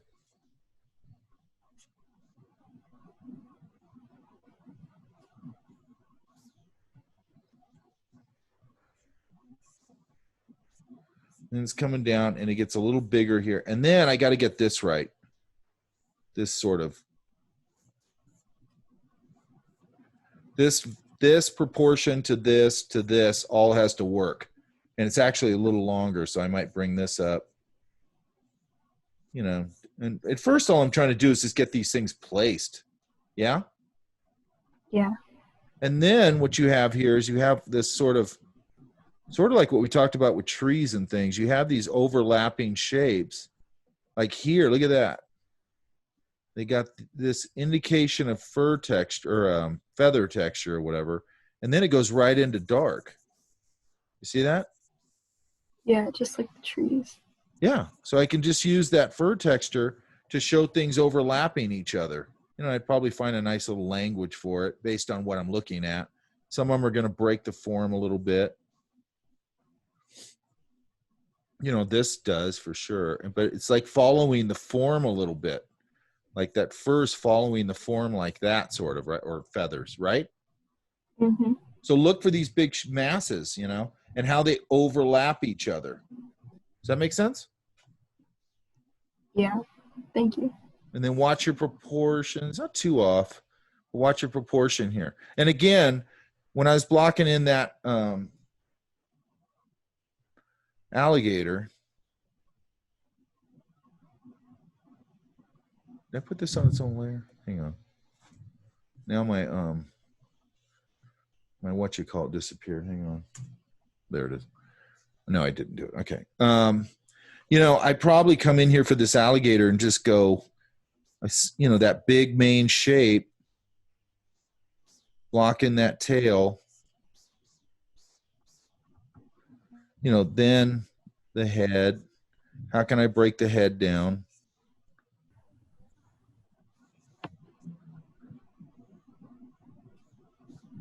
You know, and I just want to get these main simple shapes in there. There's more of a neck there. Does that make sense? Mm-hmm. And then give me more interior information. There's no texture on this guy, right? Yeah. I know I have a lot of pages of birds, but I don't know where they're at. I'll see if I can find them. Okay. You didn't have any problem with the eel? Not really. Okay, good. See, that's good. This is going right down the center like that. That will give you your spot where you can put his dorsal fin changing directions. Yeah? Yeah. So more sort of wrapping around the form and that kind of thing. Yeah? Yeah. And thrown in the big shapes right away. Okay. Really got to get those big shapes in first. Remember we were looking at Norm's stuff last time? Mm-hmm. And, you know, he has some good examples in there and just of the basic shape before he ever starts doing anything to it. And he's really good at it.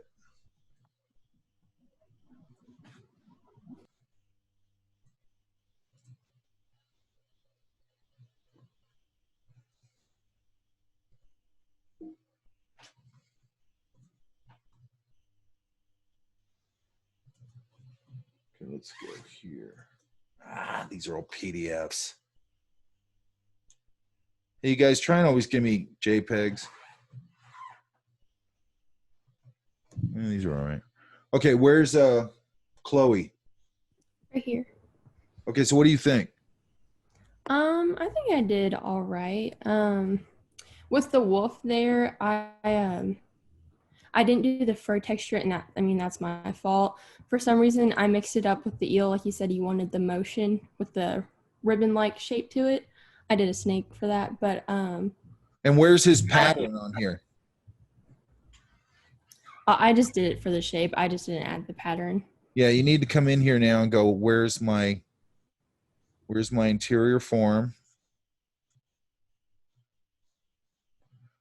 You know, figure that out. So you're going to have this going this way, this going that way, that going that way, that going that way, that going that way. Does that make sense? And you got to figure out which way each way is going. So as it moves away from me here, it's going to go this way. So that's my leading edge. You know, as it's turning in different directions. Then put your texture on, or your this one has a pattern or whatever. Yeah? That makes sense. I want my pattern in there. Give this some value, the interior of his mouth. I'd also probably come in here and hit this a little harder so it separates.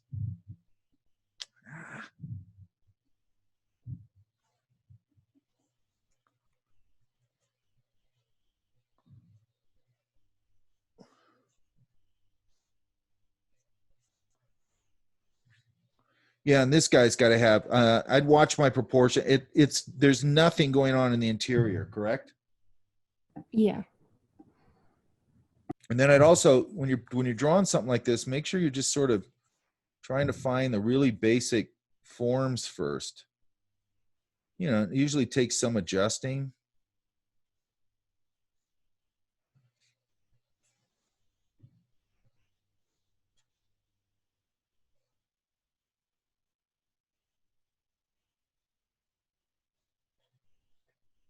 You know, so I'm just looking for these really big forms first. And just simple, this is way over here actually, just trippy. You know, and then I'm going to have to adjust the whole thing.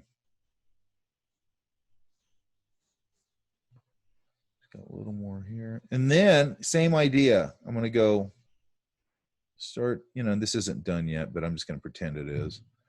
Little bigger ears. So then it's a bunch of adjusting. And then it's like there's a break somewhere in here on the fur. You know, there's a break somewhere in here on the fur. And I'm just going to look for the big areas of the fur that I can break it. Does that make sense? Mm-hmm. I've got a drawing of a wolf somewhere. Hang on. See if it's worth looking at.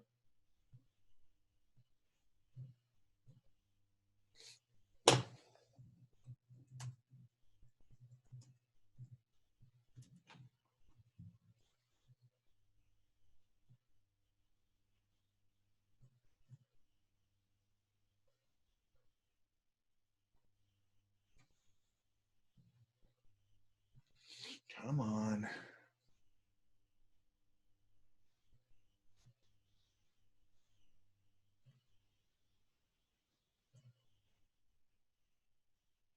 Damn it.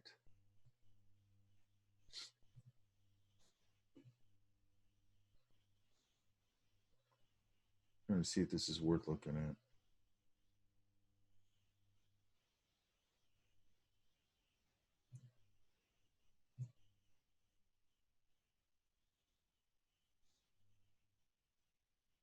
Yeah. Yeah. But anyway, so the big idea first. Does that make sense? Yeah, it does. Give me the interiors. That's why you know, when you're starting this, you know, people jump over to a wolf and it's like, don't jump to a wolf. Baby steps. Yeah? Mm-hmm. And then here, wow, the scales on that look like they're backwards almost. You see that? Yeah, that's what I noticed because I first started drawing them kind of normally, like going front to back. But then I went back and looked at it and it looks like they're laying over each other backwards. Yeah, that's interesting. But, you know, you got to find where the light's hitting. So if the light's hitting, it's hitting across this little swatch right here. So then I'm going to just light up the little edges of those right on that swatch. You can see it right there. You see it? Mm. And a lot of times they're going to make a decision because it's hitting a few different spots. Maybe I'm just going to really concentrate it here. Does that make sense? Yeah, it does. And then here, like where the tail is, that's where I might make a stylistic decision to go. Because these are, this coming down, and I might be able to just kind of pull that. Because this right here is giving me that idea right there. You see that? Yeah. So then I'm going, okay, well, then there's another cool thing happening here. Where it's kind of crawling up like this.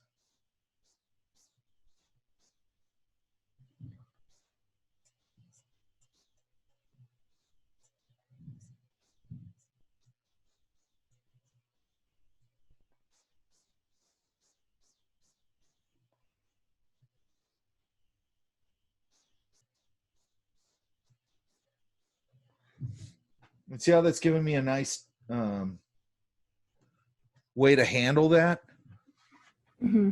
You can see it right there. I'm just pulling it right off of that. And then I can come back in here. Do the same thing a little. I'd build it all up, and then up here I'd have a couple of these little hits of highlights.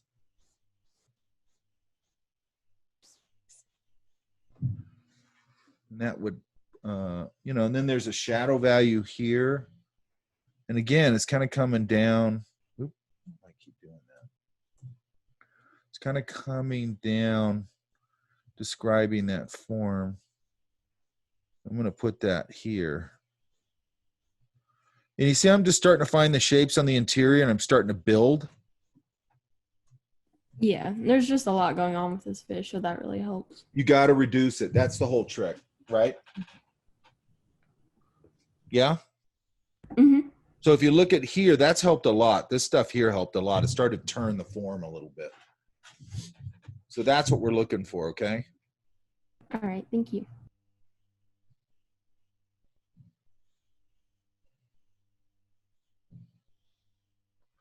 Same thing here. Watch, we're getting all the information on the outside, very little on the inside. This is actually going to do something more like that. It's going to wrap down here a little bit. Got to really think about where it's wrapping around that form. I might put a little thing like that on here to separate the bottom. Actually goes a little lighter on the bottom, but oh well. And then, again, on some of this fur, it's catching light, so I'll light up some of it.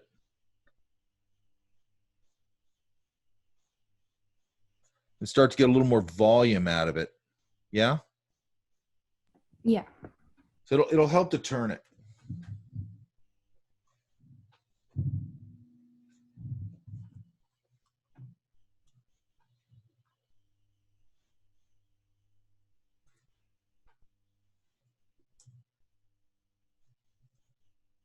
Where's Brian? Here. These aren't too bad. This one's wonky, but Ándale. Huh? Ándale means like, oh wow, in Spanish, like ándale. I know what it means. This in here is not describing anything. Yeah? Uh-huh. It's sort of just this. That's not what we want to do. We want to describe that form. Look at this outline. This one right here. Yeah? Yeah. That's gotta be descriptive. Does that make sense? Yeah. So if I have that, whatever that's called, I don't know if that's called the A little bee. That's like a honey bee. Yeah, but I mean this fur is gonna wrap around this texture. It's gonna break these forms and wrap around these textures in a coherent way.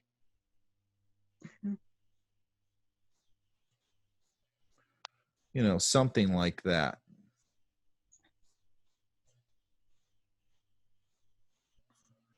Does that make sense? Yes. It's going to wrap around the form. And then this is just wonky. That's got to get, start looking at these as geometric shapes. Yeah?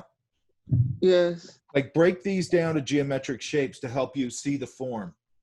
It's just a good exercise to do. I'll put some up, but, and then these are all flat. These are not telling me anything. Yes? I was a little bit texture, that's why. But you got to wrap that texture around and make me believe, like just doing this doesn't really tell me anything, does it?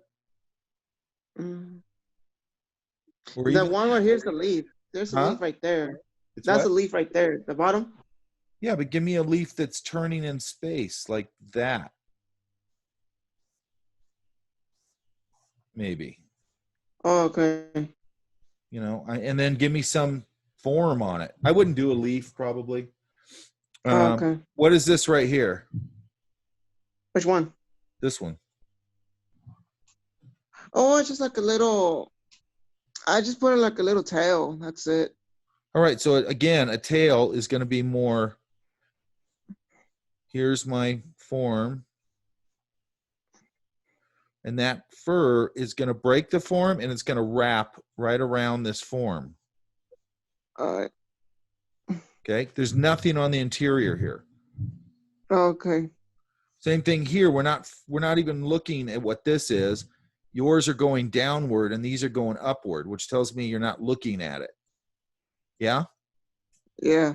You got to look at it. This is doing this. And then these form, there's a pattern here, by the way, which is just like a shingles pattern. Then I just got to wrap it around my form.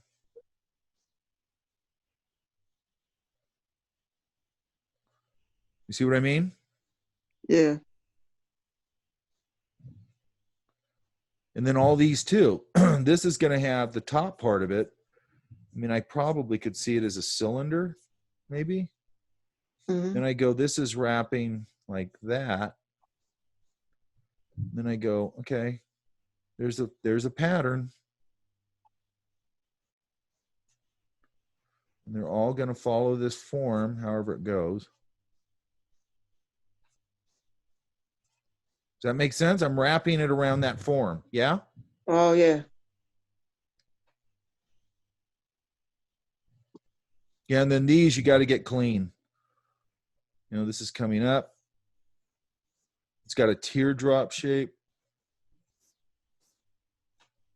And get that all knocked in nice and, simple and clean with sort of a swept line. And then I would adjust.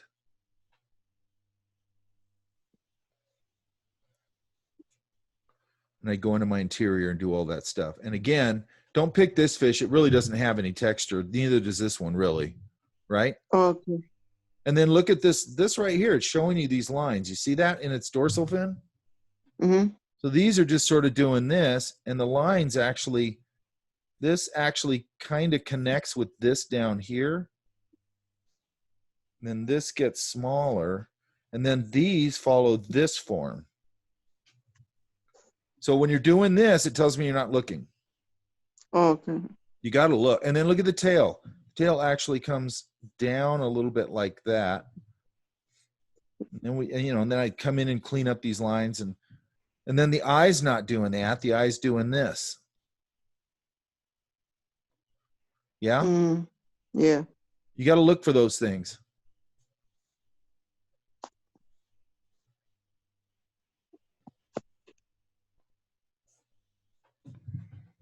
You got to really look. Okay? Okay. And I always see it in life drawing when people aren't looking at the model because they're using a bunch of symbology to describe the model. And it's like you're not looking at the model. You got to look at your reference because it'll help you get it's just a bunch of things: balance, proportion, texture, indication of light, separation of forms, all that stuff. Where's crazy Brianna? Right here. Okay, what do you think? I liked it. I liked it a lot. I wish Yeah, I this is could. this is kind of your jam a little bit, isn't it? Yeah, I like doing it. I wish I could have spent a bit more time on it in Spend certain all parts. the time you want on it. You know, I'm gonna go back in after I take a very nice nap. Well, I want to keep going on this until Tuesday. Okay. Let me see. And then we'll go somewhere else. But and it'll loosen up a little bit. Where if you want to do something a little more, I'll loosen up what you want to draw this weekend. Okay. Okay. Well, you guys. Some of you guys pick tricky things here. Like, what is that thing? Is that a praying mantis? Yeah. Someone else did the same type of mantis. It's called like an orchid mantis. Oh yeah, that makes sense. God, I'm starving, man. This one's working pretty good. Yeah.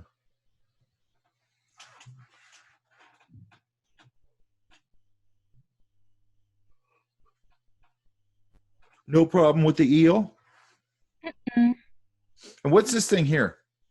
I don't know. I went through like an ear shape, Oh, but okay. it's not exactly an ear, if that makes sense. So it's just like basic shape of Yeah, an that's ear. fine. You can use any shape for that. You know, I don't know if it's the way you're thinking of it. The way I'm thinking of it is this is coming over, then down into here, then back up, sort of like Yeah. that. Yeah? Yeah. So when you Like do that, then find it down here, up here, and then wrap a form around it. Okay. Or a texture or something, you know, because that's the tricky one. It's like, okay, how's it going to work? If I put a texture on here, somebody has a hairy ear. I know. I was thinking about like, should I draw a hairy ear? I'm like, but I think it'll be I'd probably interesting. do something like that, you know. Yeah. I'd probably get in here a little bit and separate a few of these a little more. Okay. Not everywhere. I'd find a cluster and I'd kind of cluster them.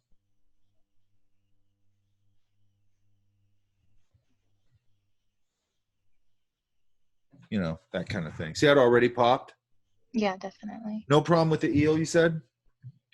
Not that I know of. Do you have any advice like that you see like Actually, I that think it looks maybe pretty isn't good. working? I like this one. Yeah, I like that one too. So I'm wondering if I can go. Get a Again, foreshadow maybe. yeah, right when it's turning into the form, maybe here and there, I could give it a little hit. I don't want to do it everywhere. Again, but maybe just in a little area where it makes sense. It probably would actually be down here more, but you know, where it's turning away from the light. But just like varying it a little bit just gives it a little more form. That's a good one. That's a really good one. Thank you. Okay, so this down here, No, I this, didn't know how to get the tone in. Maybe. well, it doesn't have a lot of tone. It's pretty light, right? Oh, true. So I think I just rely on the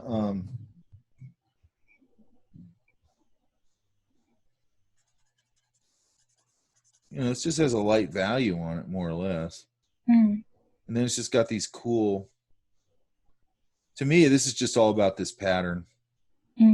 It's such a good example of a texture wrapping around an organic living thing. Yeah? Oh, triggerfish are really pretty. Like this one. So I think I just rely on this and just make sure it feels like it's wrapping around. You're good. Oh, okay. See what I mean? Yeah.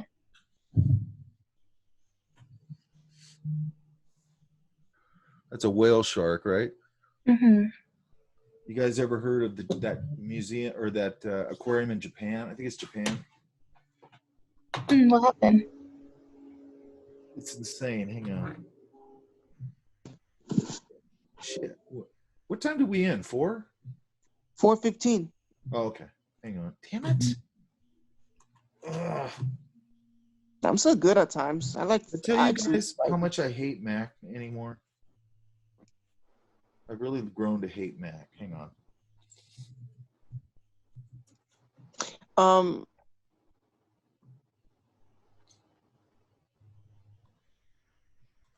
Mike.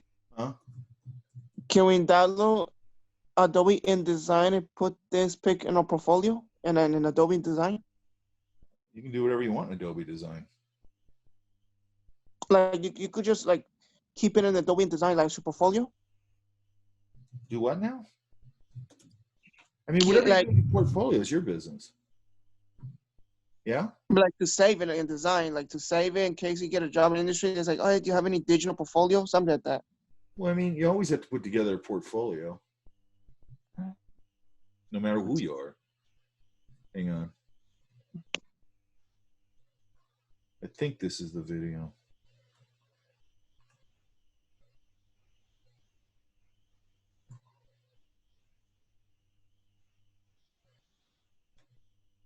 Come on.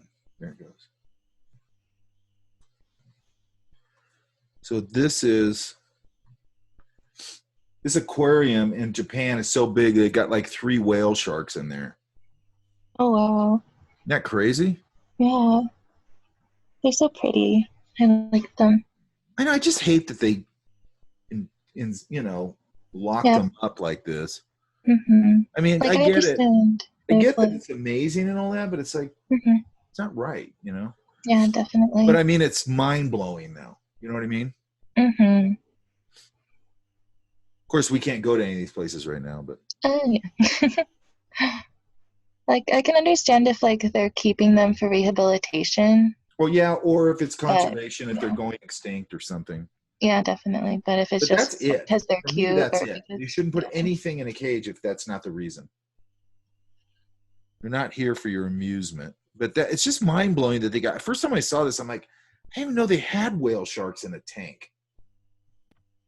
I'm pretty sure that they have one in Georgia. They do. It's the only one in the There's U.S. one in Atlanta. There's another monster aquarium in Atlanta that has. It's not as big as this one, but it's big.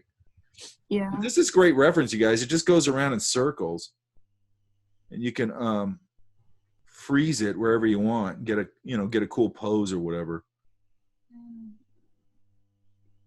And that's just crazy to me.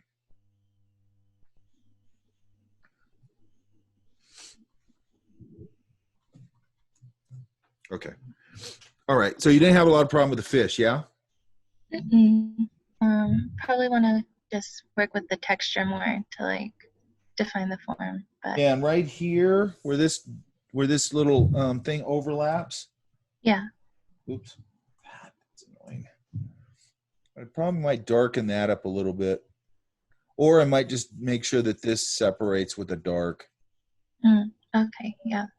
Because I really want to make sure that you're reading that it flips over, see? Oh, okay. Yeah, that looks a lot better. This could probably go a little.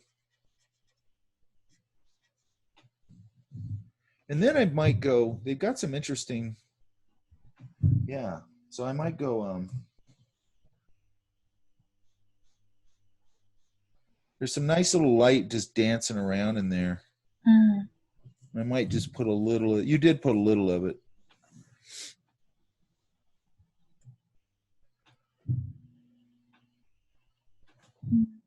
Like I love mantas. Yeah, they're amazing. Mm-hmm. It's like So one watch reference this, photo. watch this kind of stuff because it's kind of important, I think. Oops. Okay. Yes. Hang on. Watch.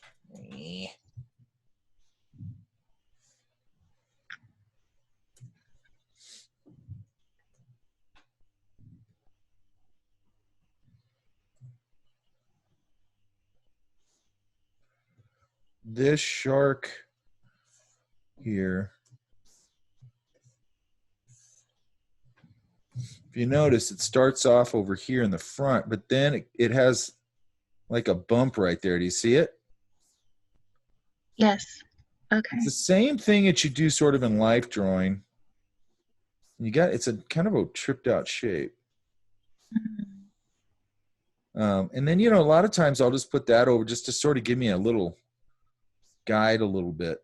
So I know where things fall and all that kind of stuff. But those little things, like when you see a really great life drawing and there's those little subtle changes in surface, like a hip or something like that. It's the same thing, right? Right. And I might this is actually way back here. Yeah, it's like way back here. And this sort of curves a little bit. It's really kind of interesting. And I'm exaggerating a little bit, but actually his eye's way down here. These things are a trip, man. All this stuff's a trip. Yeah. No. I started off. This guy's pretty good right there. Thank you. I don't think this one needs quite as hard a highlight on this right here on these. Okay. I think you can go a little looser on that or a little lighter on that. Mm.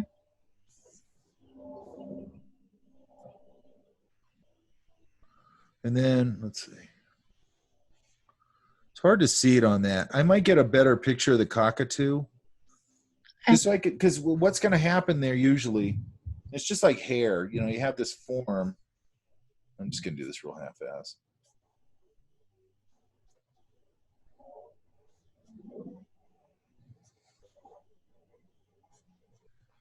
This fur texture is going to have a definite probably pattern that's going to follow that form in some way. You know? It's probably not going to just be linear like that. It's going to be some kind of big idea, fur or something. But it's going to wrap around the form in some way. Does that make sense? Yes. But I think you just need better reference. You could use any bird. It doesn't matter. Mm.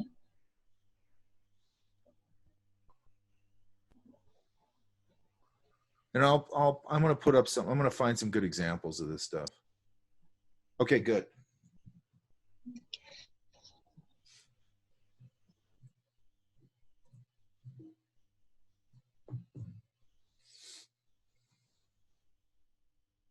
All right, who did I miss? I miss anybody? Wait, Anthony, I missed you. I went backwards this time, that's why. Where's Anthony? You here? Hello, can you hear me? Yeah. Hello? Yeah, sorry. All right, what do you think? I want to work on it more. Yeah, don't go to a gorilla yet. Okay.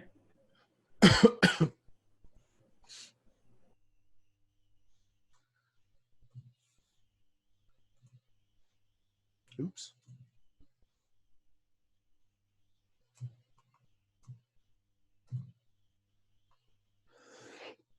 This ladybug's not bad. See how we're getting a lot of information lost in here? Yes, sir. So I would pick an easier silhouette. That's a tricky silhouette. Like more like this. This is an easier silhouette. That's not too bad. You know, find some really simple forms like this one, and start off with those. And then this, you got to give me more information, kind of like we talked about with everybody, right? Yes, sir. You know, when you're getting a form, when you're drawing this form, map out where your ellipses are in the interior.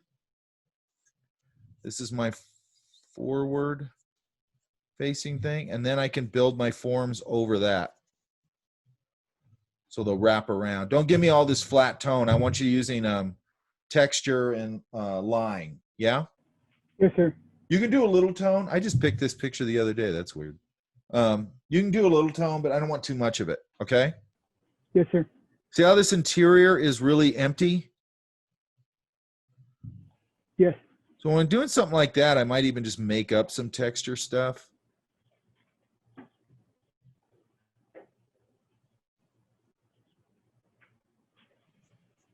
You know. Just to give it some surface volume. Yeah.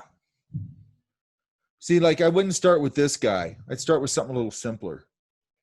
That's just so convoluted. You know, I wouldn't even use this for reference if I was doing an illustration. I'd just be like, it's too hard to read.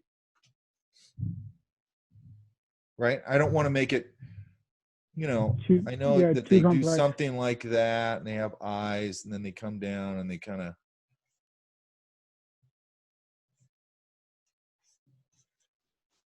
you know, I'm going to get a pose that's a little more stretched out. Yeah, just more of a better, you know, read. You know, and then I can have these and I can show a little bit of the suction cups here. You know, some bubbles. Okay, right? Yes, sir.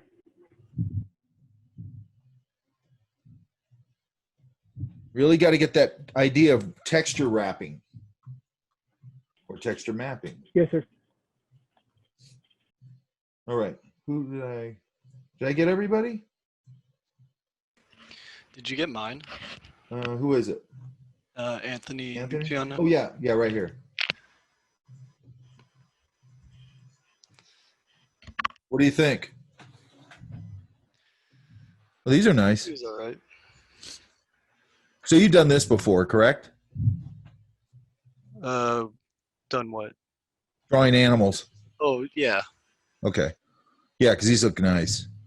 I'd say give me a little more texture information on this side, or just a little more information. Mm-hmm. And maybe on this guy too. I want a little more interior information, yeah? Yeah, I can do that. Like just the way you're doing it here, because you're not overdoing it. Like give me a little bit of that here, however that works. This guy's great. They're tricky to draw. Yeah, these are great. I like the way you're doing, like not overdoing the texture. Yeah, I was just kind of testing around with it. Have you done this texture wrapping thing before? Not too much. Okay, you add that to that drawing you're doing, dude, and you're going to have some kick-ass drawings. Yeah? Yeah.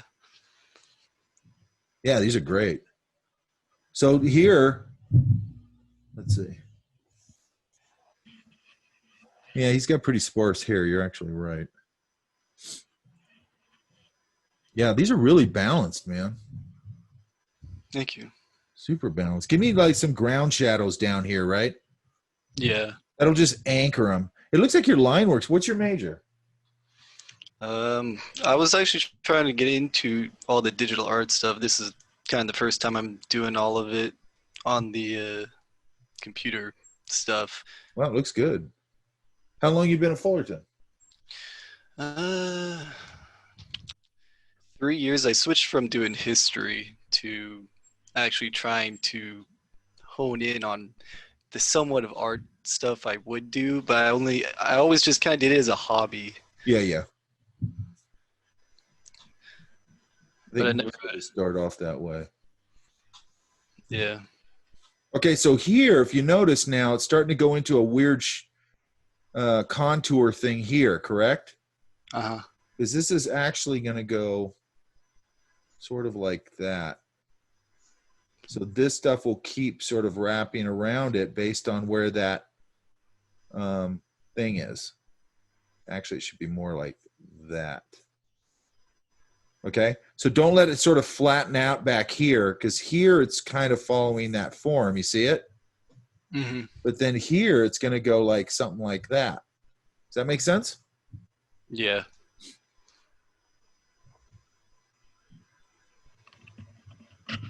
Yeah, I don't have a lot of complaints on these. I'd say add some ground shadow. I mean, they're really balanced, and your line quality is really nice. Thank you. Yeah. Where'd you learn the line quality? I guess just drawing casually. I always drew in pencil. Like just spare time, I would draw stuff like this. Man, these are like super balanced. These are all freehanded, right? Yeah. Yeah, really nice. And it looks like you have a pretty good, you're understanding this thing of where our light is and in relation to the line and all that, right? Yeah, but I felt like the lines were kind of too heavy overall. I don't know. I think if you come in kind of like on this. If you come in here, the only thing I would do like in here is I'd probably punch this a little bit to separate it from the body, maybe this. And probably under here a little bit. So I'm just sort of, again, separating things and then hitting things that are away from the light and things like that. Does that make sense? Yeah. Because I actually don't think they're too heavy. I just think you got to just make sure you're managing where you're telling me the light is. That's about it. I actually don't. I like that they're punchy. If they weren't like so well balanced, that'd be different. But they're pretty well balanced. But like if I just add in a couple of, see how that starts to separate this guy a little bit? Yeah, definitely. So just think about where your light is. My light's here. So that means everything away from that, I can go a little heavier, and anywhere I need to separate, I can go a little, like this wing, I could probably separate a little bit. And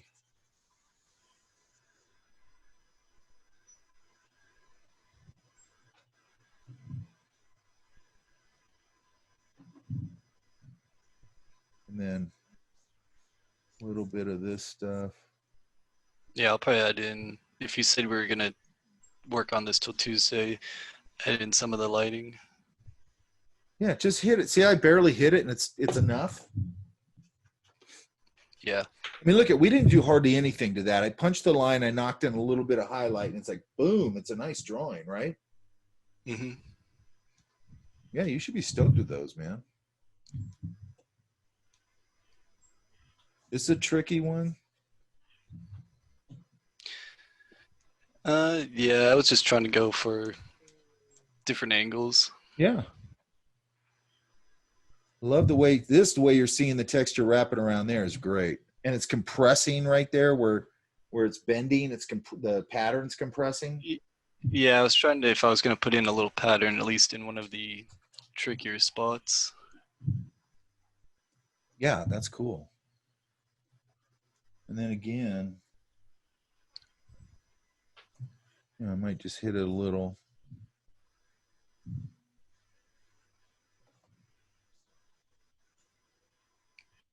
Hardly anything. Okay, killer. It's 4:15. Thank All you. right, who else? Did I miss anybody else? I'm at 4:15. Didn't somebody say I missed theirs? Okay, I don't know who that was. Okay, guys, I'm going to put up on the really good job, by the way. I'm going to put up. I just want to do 4 more pages. Pretty broad, wide open. I would keep them to things that kind of what we just talked about. But I mean, if you feel a little bit confident or something like that, and you want to go to something a little more complex, that's fine. We can talk about that on Tuesday. But I still want 4 pages. Does that make sense?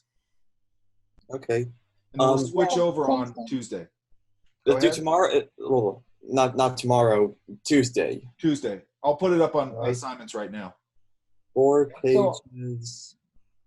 So are the subjects like we can pick the subjects, right? Yeah, you can pick the subject, but don't go in and if you're still kind of getting a handle on it, don't go in and go, I'm going to draw a 3-toed sloth. It's like stay with things that you can see the shapes really well and pick poses that you can see really well. Does that make sense? Yeah. Sounds and I still want some of these texture wrap things. I want to make sure everybody's understanding that. Okay. All right. Sounds good. Okay, you guys, I'll put it up right now. Thank you. And I'll see you on Tuesday. Yeah? Thank you, Mike. Thank Thanks, you, you Mike. guys. Good job. Thank you. I'm going to check the chat. All right, see you guys. See you later. Mm.